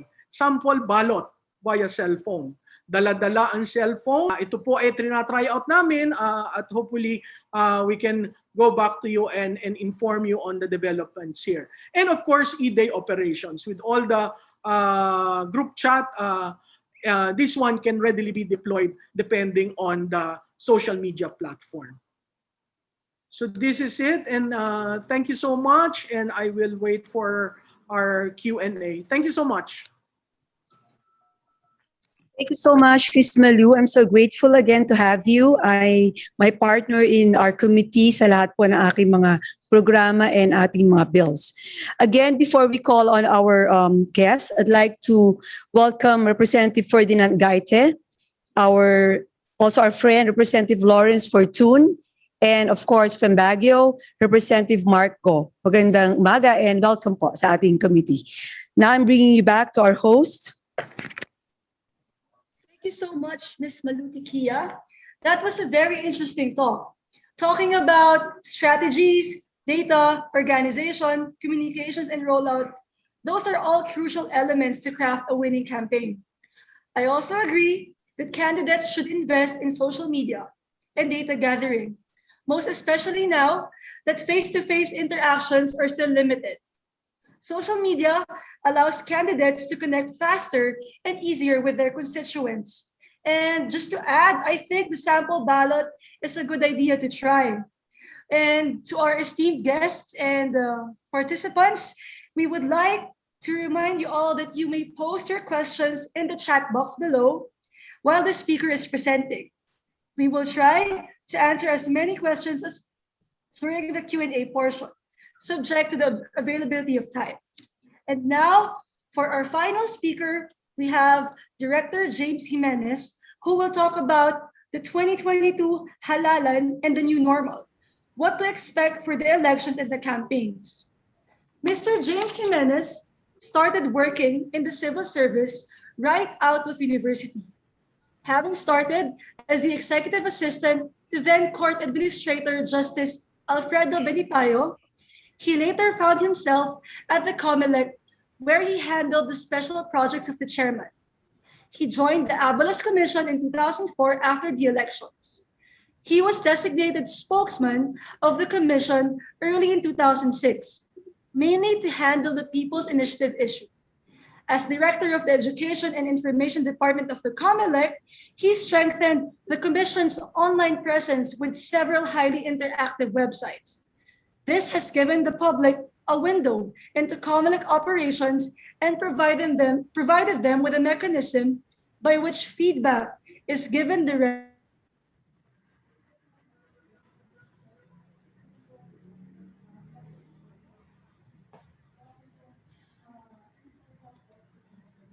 You may now take the floor. Thank you very much. And thank you very much for having me. Those were two very excellent speakers that you just had. And I'm really not sure what else I can add, but I'll give it a try. So as you mentioned, I will be discussing with you the new normal, especially as it relates to the 2022 national and local elections. This will be a very brief presentation and will be focused almost exclusively on campaigns. So without further ado, Um, before I go any further, I'd like to post a word of clarification about the timetables. We've been talking about these new normal campaign rules for quite some time now. Now, ideally, the new campaign rules should be available on or before October 1. Obviously, we want people to be able to file their certificates of candidacy with full knowledge of what the game, of what the rules will be. um, in any case, applicability will only kick in at the start of the election period at the earliest, and that will be January 9. Under the law, however, campaign rules are actually going to take effect only at the start of the campaign. And the start of the campaign, according to the COMELEC calendar of activities, would be February for the national positions and March for the local candidates. February 8 for national candidates and March 25 for local candidates. So this is the timetable that we're looking at. And having said that, let's move forward. The most helpful way of approaching the whole idea of the new normal or campaign rules in the new normal is to understand what the COMELEC sees as its control points. As a lot of you will know, the election campaigns are multifaceted events. There are a lot of things happening during the campaign, and a lot of things will be impacted by COVID-19. In fact, all of the aspects of campaigning will be affected by COVID-19. However, when we speak about the impact of COVID-19 on the COMELEC's work specifically, we're looking at actually 4 control points. The first is nomination and nomination conventions. This happens September 1 to 28, 2022. This is the first time officially in the whole election calendar where candidates and their political parties end up in a political mass gathering. Obviously, they're going to be holding nominations, they're going to be holding caucuses, but up until this point, the nomination conventions, again, which happens in the month of September, a lot of the meetings will be part of the general course of things, right? But on September 1, 2022, starting September 1, 2022, this will be a formal event and to a large extent kicks off all of the political mass gatherings that will be held in relation to the elections. This is followed on October 1 to 8 with the filing of COCs. As you are all aware, the filing of COCs is often considered as the start of the campaign of the election season, election fever, I should say, and it truly is. It truly is. When we hold filing of COCs, inevitably COMELEC offices get congested. They get filled with people coming in to join the candidates who are there to file their certificates of candidacy. Now, obviously, this is also the very first instance during this campaign cycle, during this election cycle, where we will definitely feel the impact of COVID-19. And the reason for this should be very simple. Obviously, with COVID-19, the ordinary way of doing things for filing COCs will have to change drastically. There will be limitations on the ability of people to enter the COMELEC premises, particularly here in Intramuros, where we hold the filing of COCs for national level positions, and where we often see the largest rallies in support of people filing their COCs. Now, one of the things that a lot of people probably don't appreciate enough is that when we when we undertake the filing of COCs, it's not just the candidates who are causing the crowding. The crowds aren't just brought by the candidates themselves, but the mere fact that they are there creates a crowded situation because, of course, their movements will be covered by the media. So when it comes to filing of COCs, fully 80% of the crowd within the COMELEC premises, that is usually that's usually attributable to the members of the media. You're not just talking about individual reporters, you're talking about camera crews, you're talking about technicians, you're talking about people going about the business of broadcasting live interviews and TV productions. So on the filing of COCs, under ordinary circumstances, you're looking at a crowd in the COMELEC offices that is largely composed of, first, members of the media, second, the candidates themselves and their entourage, and finally, the people of COMELEC who are, of course, manning the project. Now, because of COVID, these things will have to change, will have to adjust. So obviously, as I said earlier, there will be restrictions on COMELEC entry. There will be restrictions on the number of media personnel who can cover, and there will be restrictions on how coverage is conducted. Now, people often make the mistake of thinking that once you're able to restrict access to COMELEC buildings during the filing of COCs, that your job is done. Unfortunately, that is not so. While you're able to restrict entry into COMELEC premises, this does not make any sort of impact on what candidates can do before they come to the COMELEC office. For instance, I know for a fact that prior to coming to the COMELEC office to file their certificates of candidacy, many candidates have already made preparations to hold political rallies elsewhere. In Luneta, for example, in Plaza Roma, the big park outside of COMELEC, and Quirino Grandstand, to name just a few of the more common venues for these mass gatherings. Now, while we are able to control access into the COMELEC office and thus keep the process relatively safer to that extent, the fact remains that if something happens at those events, then all of the preparations that we do, all of the preparations that we undertake at the COMELEC office itself becomes futile, because obviously, kung may infection siyang nakuha from say a rally in Luneta, they're just going to bring that infection all the way back to COMELEC, where there's only one person or two persons coming into the COMELEC office, but still bit-bit niya na rin yung virus. So all of a sudden, the problem becomes larger than what the COMELEC can actually control by itself. And this is the logic behind looking at this whole endeavor as a series of control points. The COMELEC can control the filing of COCs when we're talking about that process as it relates to the premises that are directly under COMELEC's control. However, part of the process will take place in areas that are outside effective COMELEC control. And in this particular case, like I said, on the city streets. Thus, this creates the need for what Lord Alan said earlier as the whole of nation approach. Because obviously, the job now of keeping that process safe should not fall exclusively on the COMELEC.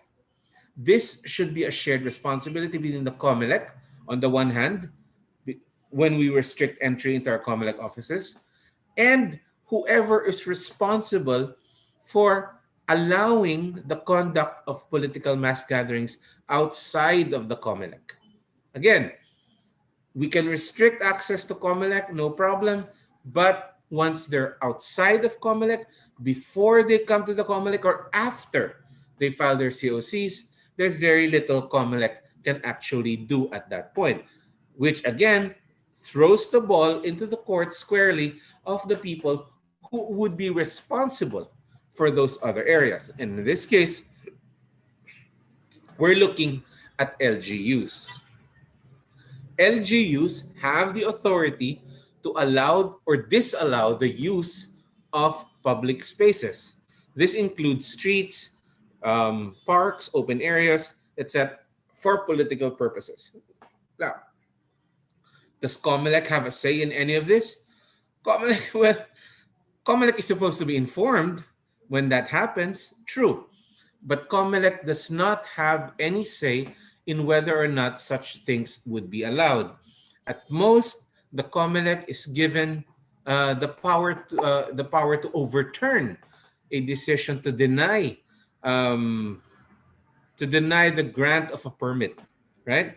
So if the local government denies the grant of a permit to rally for a political party or for a political purpose, then the person seeking the permit has the right to appeal that decision to the COMELEC, and the COMELEC can overturn it. But then again, the COMELEC can overturn it only for one reason.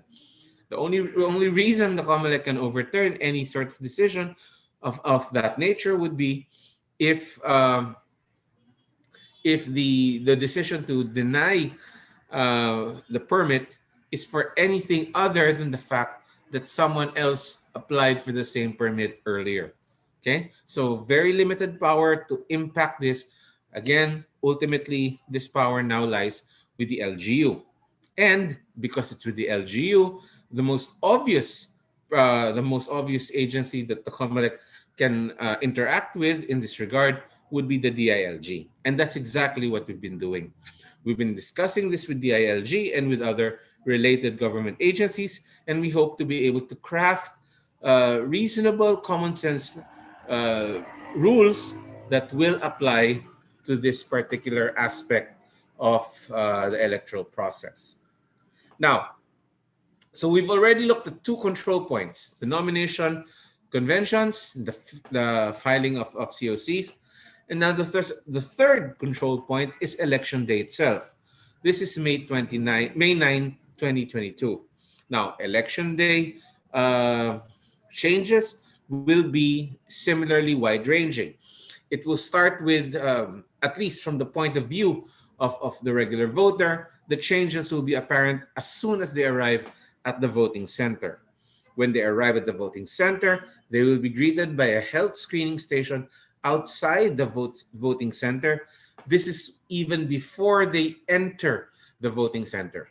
Just a word on the language. When we say voting center, we're talking about the school where the polling actually takes place. So essentially the campus of the school, right?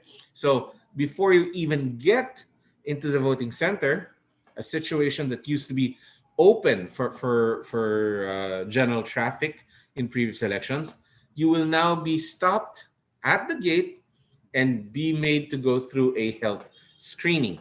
Now, at the health screening, we're going to find out what your health status is. And those voters with questionable health statuses, mga mataas ang temperatura, nilalagnat, inuubo, or those who exhibit symptoms of possible contagion, they will be diverted to an isolation polling place, or IPP. In the isolation polling place, they will be allowed to cast their votes, no problem, except that they will be separated from the general population. This way, they will be able to exercise their right of suffrage, because obviously having COVID is not disqualifying. But at the same time, the rest of the voters will be kept safe. Okay, and if there is an infection, then it can be contained in that isolation polling place. Now, this is not the first time we're going to be doing this. This is a model that was field tested during the Palawan plebiscite, and it was used with some success there. Nakita natin that this is a strategy that actually works.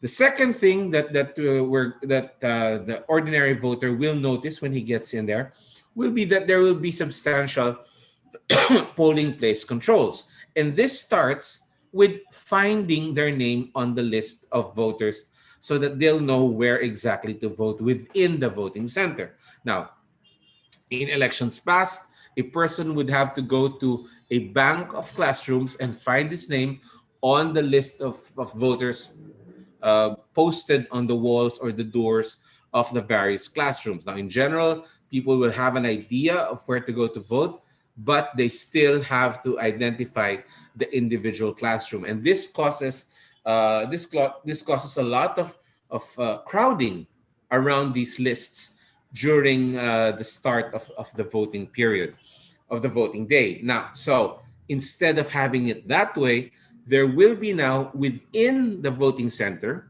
right? Immediately after coming in through the screening desks, there will be voter assistance centers, right? There will be voter assistance desks that will be manned by the accredited citizens arm, whoever that turns out to be. Of course, we already have several applications for accredited citizens arm, and then that's undergoing the process right now. But ultimately, whoever that turns out to be, again, they will be tasked to handle the voter assistance desk. The voter assistance desk aims to facilitate the identification of room assignments of individuals, cause people to cluster together. There will have to be changes in the way the process of voting is actually prosecuted. Now, in previous elections, um, the standard has always been that in any polling place, there should be room for at least 10 people voting at the same time. This is understandable because you want people to be voting, filling out the ballots, while someone is at the machine slipping their ballot into the vote counting machine. This way, your process is more efficient and it is more smooth flowing. But now, with COVID, we are looking to to lower the number of people who will be inside the polling place at any one time. So, where there used to be 10 voters at the same time in a classroom, uh, we are exploring a range of possibilities now, and the most extreme of these possibilities is that that number will be brought down to 5 people. Notice that I said 5 people, not 5 voters, because I do mean 5 people. And that 5 people means you have your 3 members of the electoral board, 1 watcher from the political parties, and 1 voter, right? 1 voter at a time. Now, like I said, before you all before any violent reactions, remember I said this is the most extreme option being discussed. Obviously, there will be a lot of room to amend this position, but in general, the idea will be to limit the number of people inside the polling place at any one time to those who are absolutely required to be there.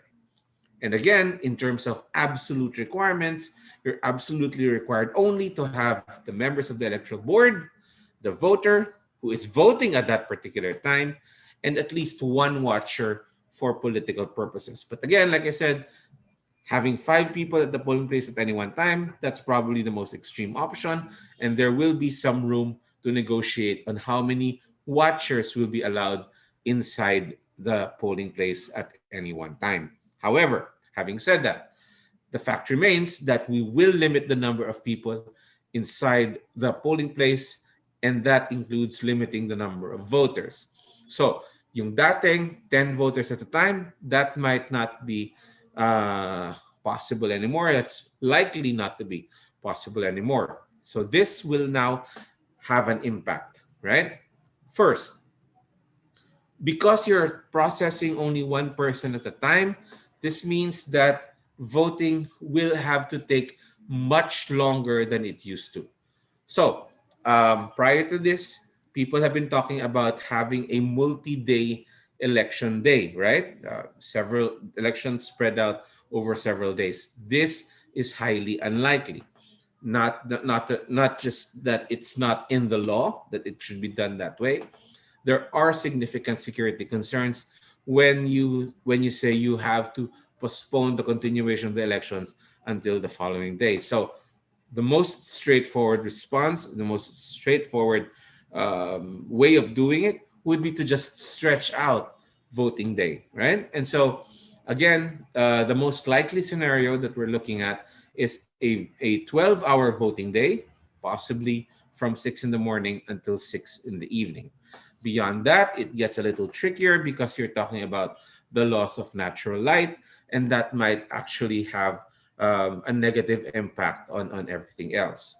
Now, the other thing that is of particular concern, the other thing that's particular concern to voter educators is the fact that when you only have one person at a time able to cast their vote, or even 2 or 3 people at a time casting their vote, it makes it very important that the process of casting the vote not take too long. That it should not take too long. Now, the problem is this. You're looking at an election with, I think, around 34 separate positions that you need to vote for. You need to vote for president. You need to vote for 1 vice president. You need to vote for 12 senators. You need to vote for so on and so forth. All the way up to 34 individual contested positions. And those individual contested positions are going to be contested by, at last count, at least 20,000 candidates, right? And that's assuming an well, actually it should be at around 34,000 candidates. That's just assuming a relatively conservative estimate of about 2 candidates per position, right? So that's a lot of positions up for grabs and a lot of candidates contesting the elections. The pressure will be on the voter to make up their mind quickly enough that it doesn't bog the whole process down. As I said earlier, this is a challenge specifically addressed to voter educators. You guys have to help us find a way. Earlier, Ms. Malu Tikia mentioned get out the vote campaigns. This is a proper subject for a get out the vote campaign. How to be efficient and how to be able to fill up the ballots in as little time as possible. Okay, so there'll be longer voting hours and, of course, possibly smaller precinct sizes, and that's the reason why we need all of those machines. Now, after election day, canvassing will also be a control point for the COMELEC. And the reason for this is because during canvassing at multiple levels, from the municipal level to the provincial to the National Board of Canvassers, you have people watching the process. You have people looking on while the proceedings are taking place. So again, obviously health protocols will be enforced at those venues. There will be restricted access. But one thing you'll notice, particularly in this slide, is I wrote something called alt observer mode, an alternative observer mode. We will have to make this alternative available. Okay, alt observer mode is not going to be relevant only for the canvassing stage, but it will also be relevant much earlier at the filing of COCs. Remember when I said that at the filing of COCs, about 80% of the crowds are composed of members of the media?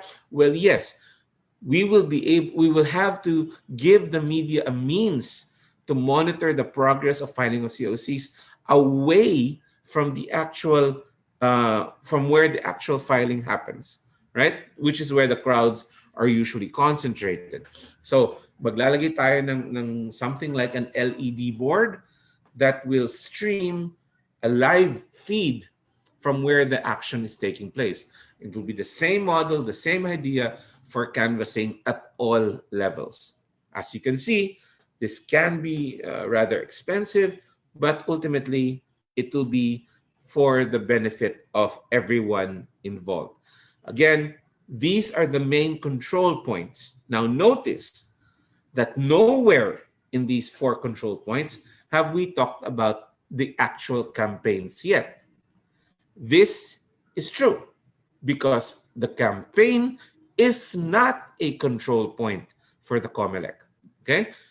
Realistically speaking, historically speaking, the COMELEC has taken very little role in actively managing or supervising the conduct of in-person campaigns.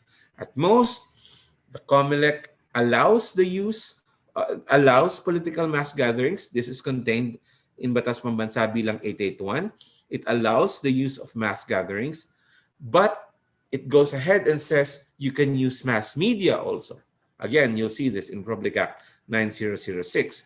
And for the most part, COMELEC's supervision is limited to the use of media for campaigning, which is why going into the campaign season for the 2022 elections, we will actually be going into practically uncharted territory for the COMELEC. So let's talk about mass election campaigns. Now, election campaigns in the Philippines are done through 3 vectors. The first is mass gathering, about political rallies, political caucuses. We're talking about parades, motorcades, house-to-house events, etc. These are considered political mass gatherings. When we talk about mass media, in general, we're talking about traditional legacy media, television, radio, print, right? When we talk about social media, well, this is the newfangled media, right? You're talking about internet-based technologies. You're talking about social media platforms like Facebook and Twitter. So when it comes to mass gatherings, as I said earlier, this is not something that that COMELEC has actively managed forever, all right? There are some rules that exist that could possibly be interpreted to impact this thing, but certainly not to the extent that they will have to be regulated now. So the restrictions in this regard will have to be crafted in coordination with the other groups that are relevant to this discussion as well, including obviously the DILG. So there will be restrictions that will be applied on attendance, on venue capacities, and in rally behaviors, right? In previous elections, holding a political rally or a political mass gathering was as simple as identify a place, pay for a place, and then go do it. Not so now, okay? Now, all of the possible venues in any particular location will have to have stated capacities on record, right? So school buildings, hotels, public halls, parks, open streets, we will have to identify what the venue capacities for those locations are. This will allow us to regulate attendance levels at events held in those areas, right? Under existing rules, we have different levels of restrictions, from the very strict, where no gathering is allowed, to the relatively relaxed guidelines, where you allow up to 50%. Somewhere there will be the sweet spot for political gatherings. The question that we get most often is, why don't you ban it altogether? Well, as I said earlier, there are 3 vectors for campaigning, but of the 3, the 2 have major issues. For example, mass media, the cost of campaigning via mass media can be prohibitive. It's very expensive to get on air. It's very expensive to get exposure in print media, relatively less expensive than broadcast media, obviously, but still very expensive. And if you were to rely solely on mass media, then you would be skewing the field towards those with enough resources to play the game.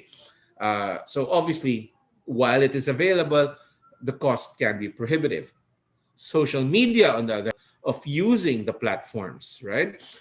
Between a person who is able who has a regular everyday access to Facebook, for example, versus a super user who has multiple operators, who has multiple admins, the, well, the poor guy is simply going to be drowned out, right? And we're not even talking about boosted posts yet, because that will cost money as well. So obviously, of the three vectors, mass gatherings, mass media, and social media, only the mass gathering vector is the one that is universally accessible to everyone, right? Regardless of income level, anyone can stand on a street corner and gather people to himself. So obviously, mass gatherings cannot be um, banned outright. However, as I said earlier, we can restrict them, and we restrict them, we will. So again, aside from restrictions on attendance, venue capacities, and in-rally behaviors, there will be restrictions on the granting of permits, hopefully via DILG and the LGUs. Right? We've already had early discussions on these matters, and it would appear that representatives of the DILG certainly see our point, and are perhaps open to the possibility of discussing these restrictions with the LGUs.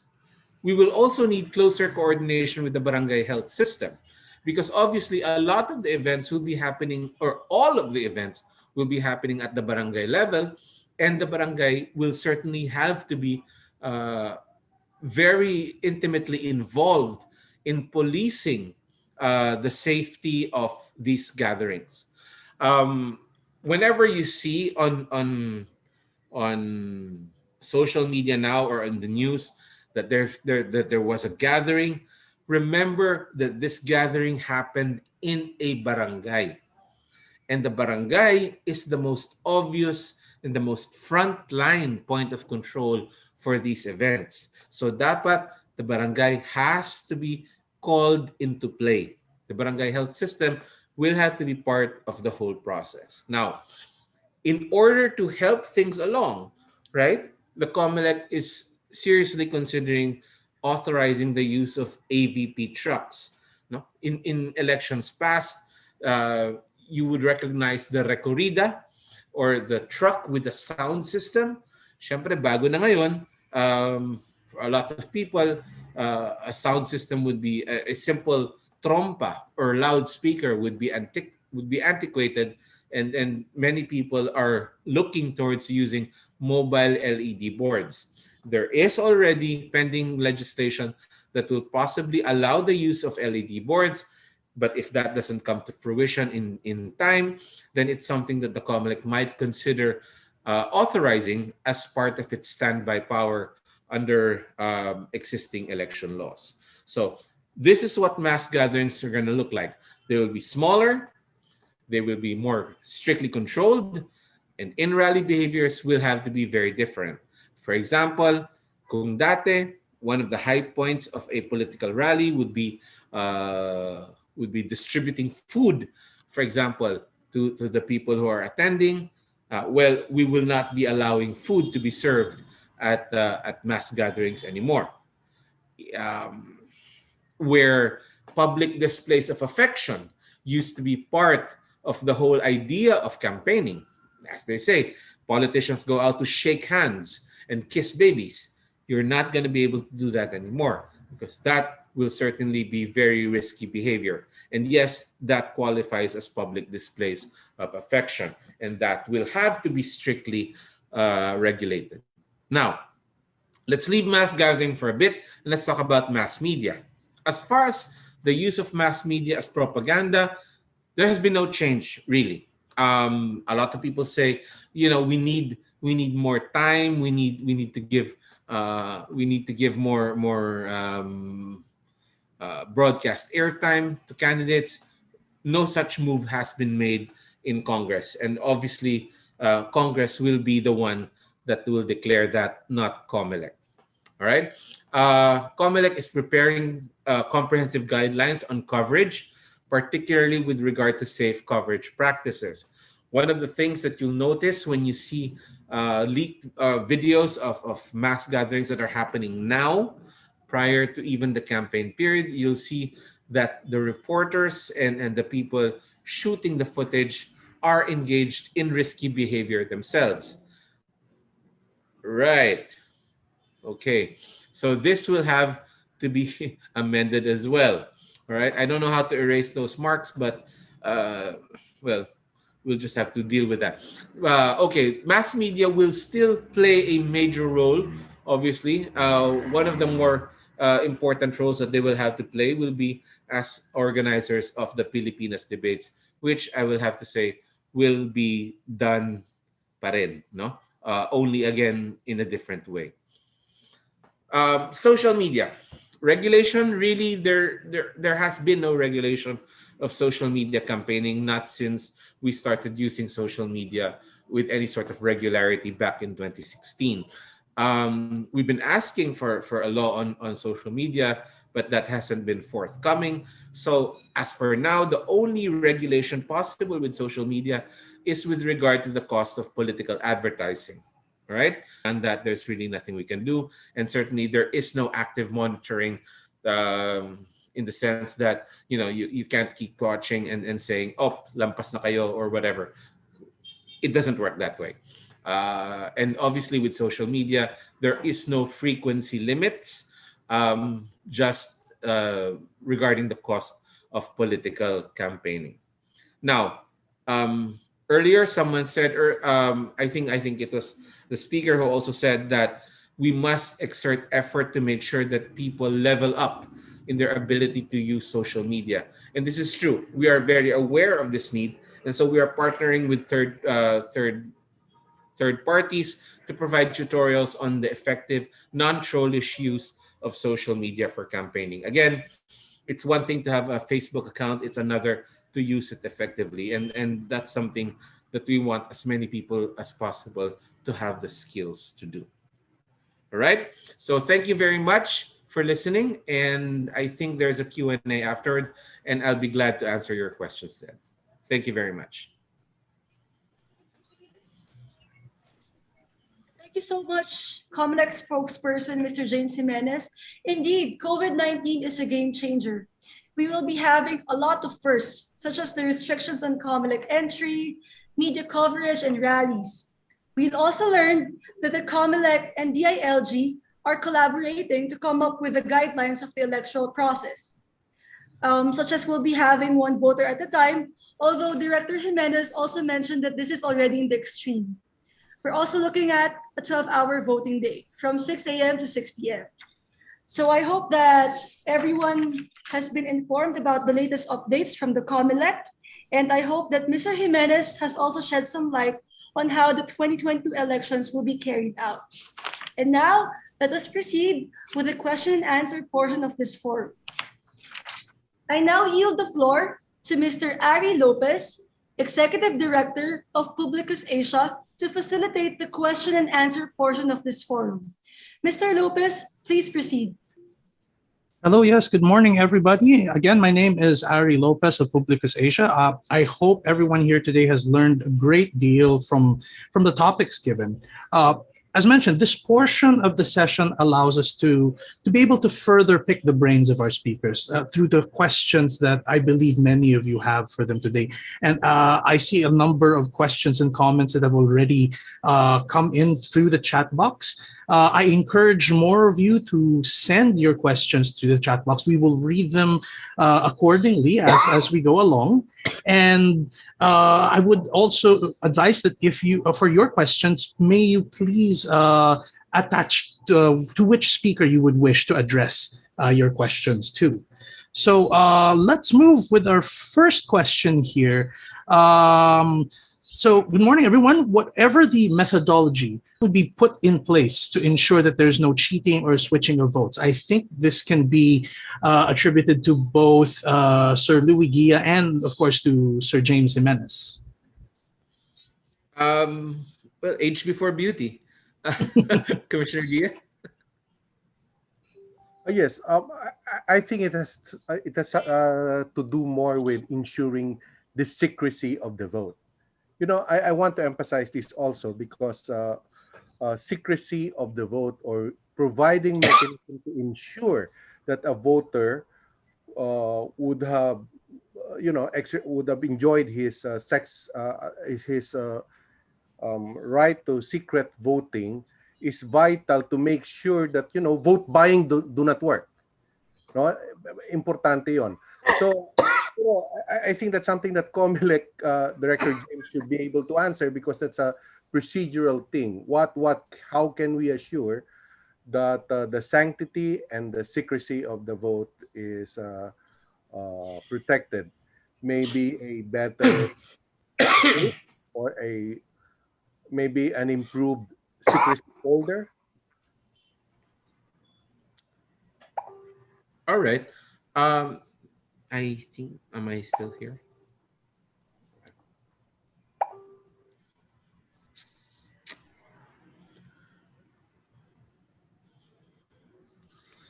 I think I might have gotten cut off. You're still here, James. We can still hear you. Okay. Great. All right. As I was saying, um, here's the thing, though, right? Just because it's a pandemic doesn't mean cheating has become easier all of a sudden. As far as securing the sanctity of the ballot, including the secrecy of the ballot, the challenges are roughly the same. It's still just as difficult as it used to be. And difficult as it used to be, we've been fairly successful at keeping cheating at bay. In fact, we've had successful elections from 2010, 2013, 2016, and 2019, all of which have been largely unchallenged. And where those elections have been challenged, in hundreds of election protests, none have actually succeeded in showing that the election results were unreliable or inaccurate, right? So as far as reassuring people that the elections will be trustworthy and reliable, yeah, we're working on that. And like I said, the pandemic poses no special challenge as far as that's concerned, because obviously with automation, the system itself is impervious to the influences of the virus. So we will still be able to keep the process safe and reliable. Hey, thank you for that. Another Comelec related question. Why don't we bring the Comelec to the people instead of the people to the Comelec? Is there any system being looked at right now with regards to mail voting, as similar to the United States, or a door-to-door system? And how difficult or easy would it be to consider an option like that? Well, if that question were to be addressed to me, I'd say that we are in the perfect place to be talking about that, because that sort of thing will have to be something that's done by Congress, not by COMELEC. COMELEC has always said that we are willing to work with Congress on solutions like that. In fact, this has been the subject of COMELEC discussions for the longest time. We have been talking about alternative modes of voting, such as expanded absentee voting. We've been talking about early voting. We've been talking about voting by mail as a possible solution. But all of this, you see, all of this requires legislative action, right? And that's where we are now. We're like virtually in the halls of Congress, and this would be the perfect place to talk about that. Unfortunately, we're now less than a year into the before the elections, but no such solutions, I believe, have yet come to fruition, and that might be a reason why we are still talking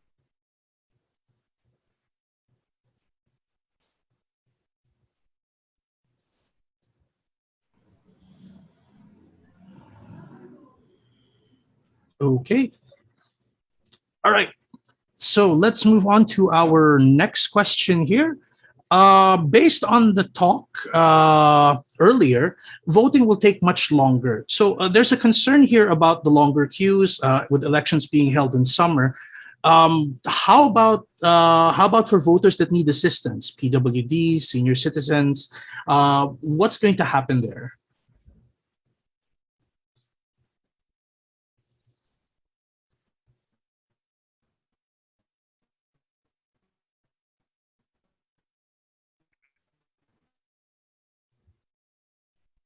Hello, am I still online?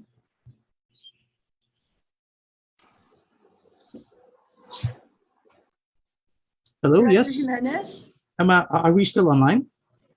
Yes, Sir Ari. We're Yeah. still waiting for Director Jimenez. Oh, he got cut off. Okay. Yeah, yes, I think he lost his signal. Okay, then let's try another question before we head back to that first one.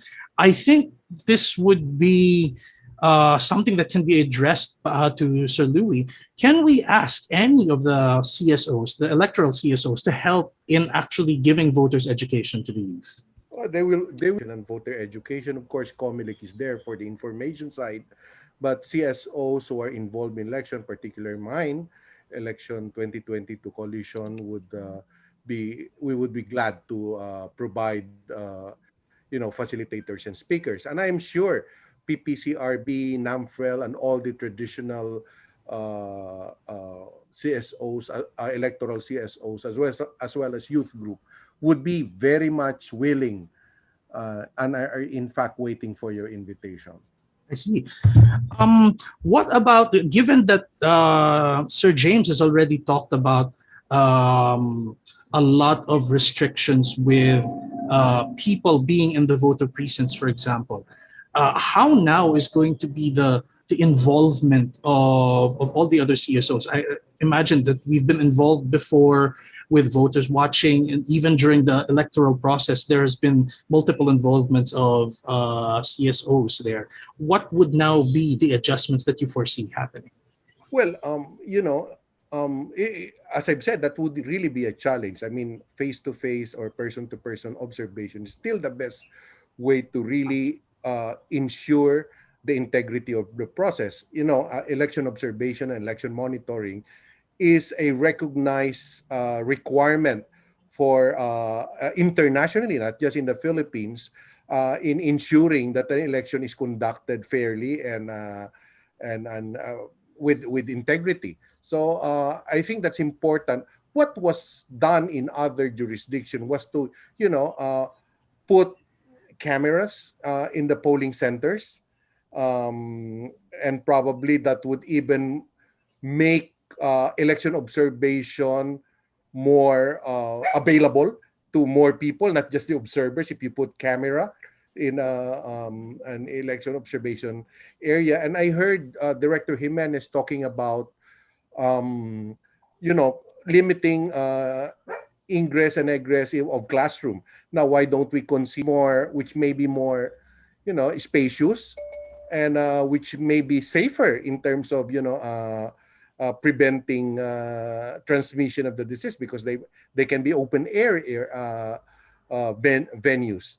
Well, but I think what is important, no, not to preempt COMELEC. What is important is for COMELEC to be, continually engaging not only with other organization or government institutions like maybe DILG, but this is the first time for COMELEC to hold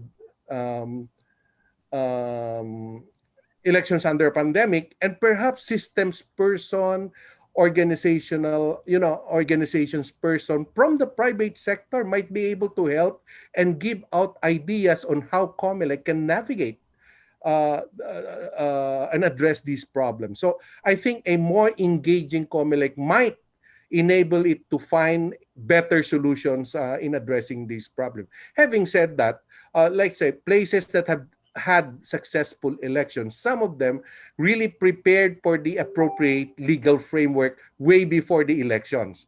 No, parang nagpasa ng mga batas na pwedeng applicable lang sa election na gaganapin for under the pandemic, no? But ginawa nila yon earlier on, and as Director Jimenez said, baka medyo too late na ngayon under the way we do elections here.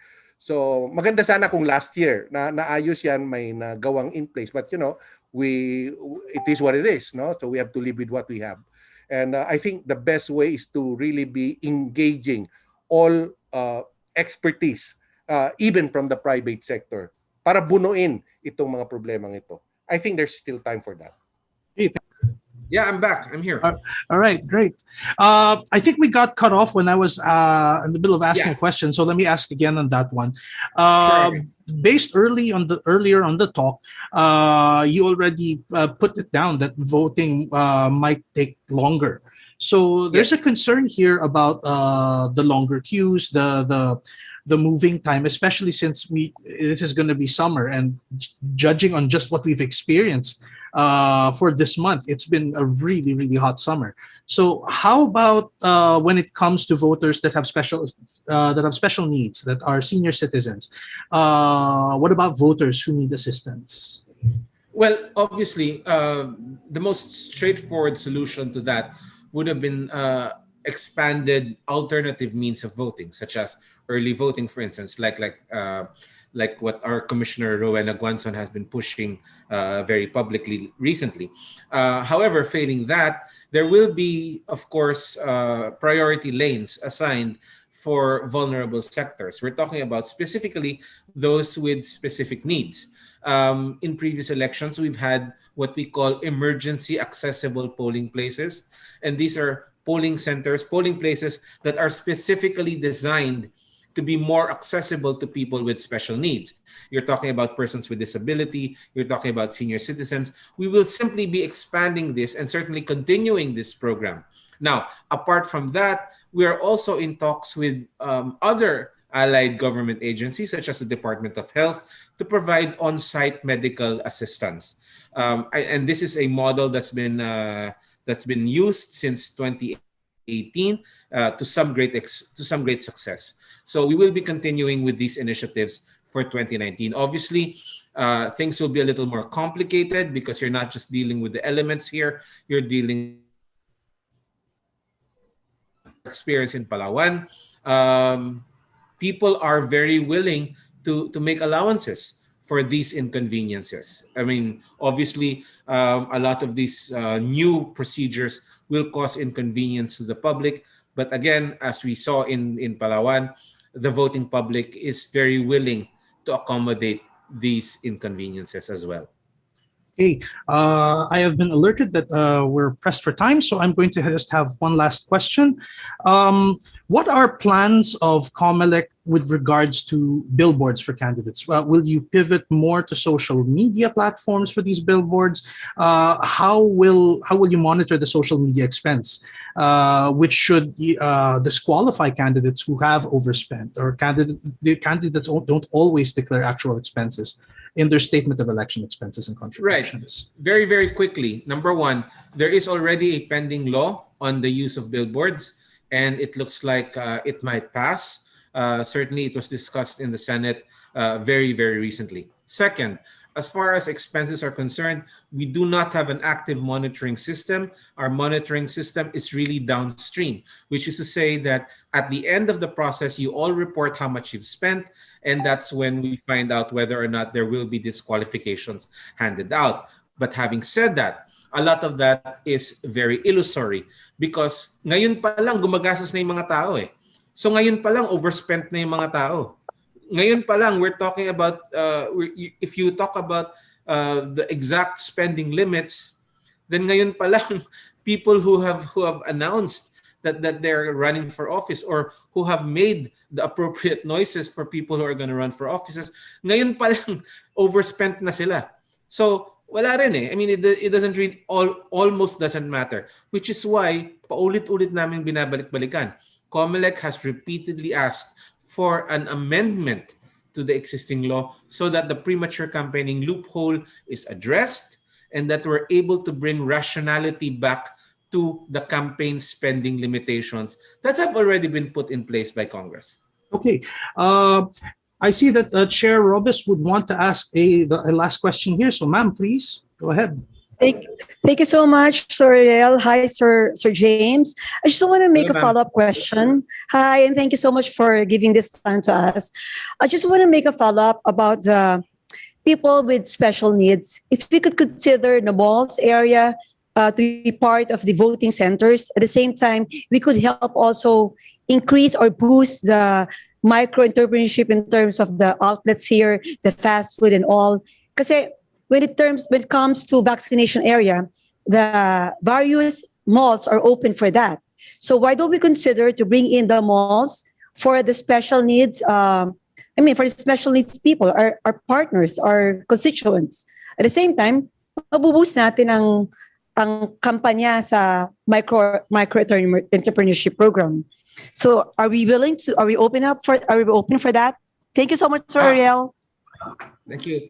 Thank you, Rep. Robes. No, that's a very good point. And in fact, yesterday, we signed a MOA, a Memorandum of Agreement with a mall developer, precisely to bring COMELEC services closer to the people. Now, whether or not that will translate to actual voting, because medyo iba po yung registration at saka voting no? Voting, may mga existing na laws that prohibit, for example, the opening of businesses within 30 meters from the polling place. So we have those complications, no? But I think we've done it at least on a pilot basis in one instance before. Perhaps more to come from other mall developers. So certainly po, we are looking in that direction right now. Okay, thank you very much for answering the question, Sir Louis, Sir James. There are still many questions coming in, but since we're out of time, I hope that you would allow the committee to be able to forward these questions to you eventually if they do need some answers. Absolutely. Okay. And so thank you very much for giving us your time. I will now turn the floor back over to Ms. Nina. Thank you very much, Mr. Lopez, for successfully facilitating the Q&A portion of this forum. It is my hope that our participants have been able to gain useful knowledge and information with regard to the upcoming 2022 elections, because we all know that this is different from what we have been accustomed to. To formally close the program, it is my Caroline L. Banista-Grales, representative of the 1st District of South Cotabato, to deliver her closing remarks. Vice Chairperson. Thank you, Nina. So definitely, this forum is worth our time. Thank you very much to all our speakers. To the Honorable Speaker, Lord Alan Velasco, our committee chairperson of the Committee on People's Participation, Kong Rida Robes, to my colleagues in the 18th Congress, to our presenters, former COMELEC Commissioner Attorney Louis Tito Guia, Professor Maria Lourdes Tiquia, and COMELEC Director James Jimenez, members of the civil society groups, officials from the local government units, and participants from all over the country. Good morning. Magandang umaga po. The 16th President of the United States, President Abraham Lincoln, is often credited with saying, the most reliable, whose the main theme was imagining the 2022 national elections, the many ways the COVID-19 pandemic can impact the electoral process, visualize our collective plans, goals, and actions in the conduct of the forthcoming general elections amidst the pandemic. COMELEC Commissioner Rowena Guanzon said it best last week that the May 2022 elections will be an election like no other because the rules of the game must change. The method of the campaign will have to change. Fortifying Swan's digital ecosystem in the promotion of his or her advocacy's electoral process, we would like to believe that there will be a continued need next year for public health interventions, such as social distancing, reduced occupancy in indoor spaces, and aggressive sanitizing protocols if we are going to stem the spread of COVID-19 and protect the public. Across the globe, the coronavirus pandemic has disrupted hundreds of elections last year.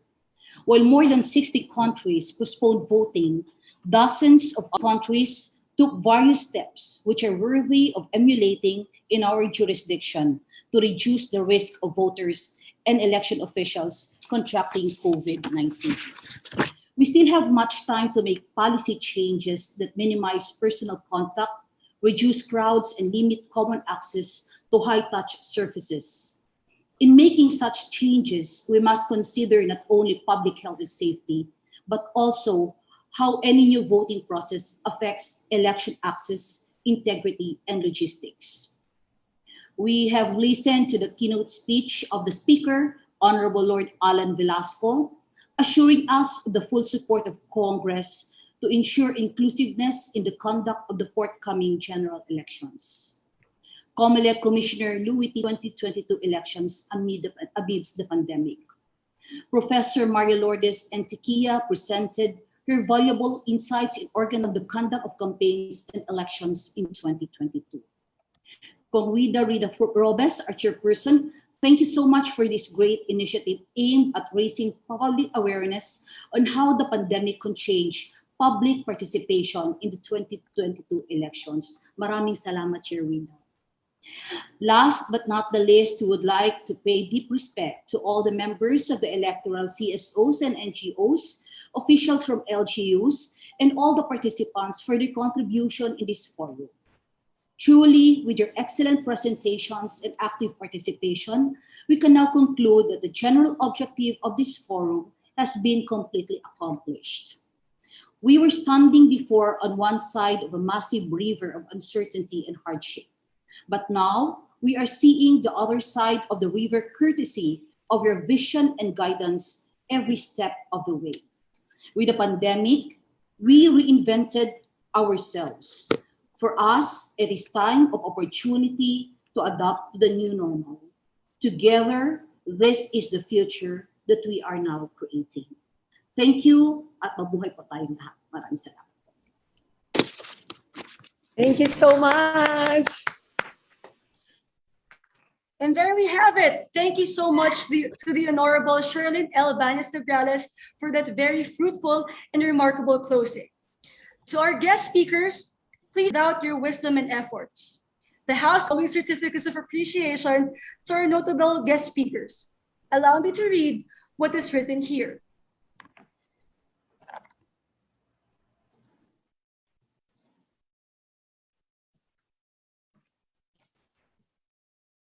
For the first certificate of appreciation, the Committee on People's Participation is hereby, the Committee on People's Participation in partnership with Publicus Asia Inc.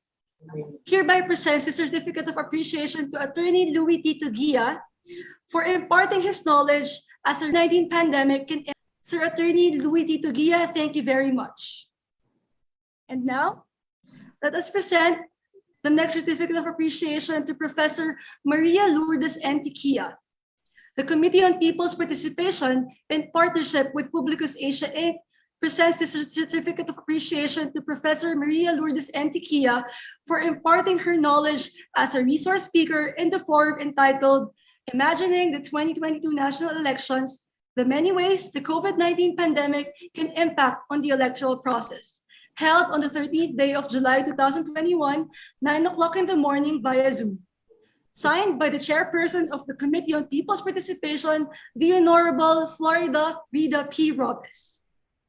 And of course, we would also like to present our certificate of appreciation to Director James Arthur B. Jimenez for imparting his knowledge as a resource speaker in the forum entitled Imagining the 2022 National Elections, the Many Ways the COVID-19 Pandemic Can Impact on the Electoral Process, held on the 13th day of July 2021, 9 o'clock in the morning via Zoom. Signed by the chairperson of the Committee on People's Participation, the Honorable Florida Rida P. Robes. And of course, last but not the least, we would also like to show On our next fora. God bless us all and thank you. Thank you so much, everyone. Have a great day ahead and God bless us all. Thank you. Roan, thank you so much. Thank you, everyone.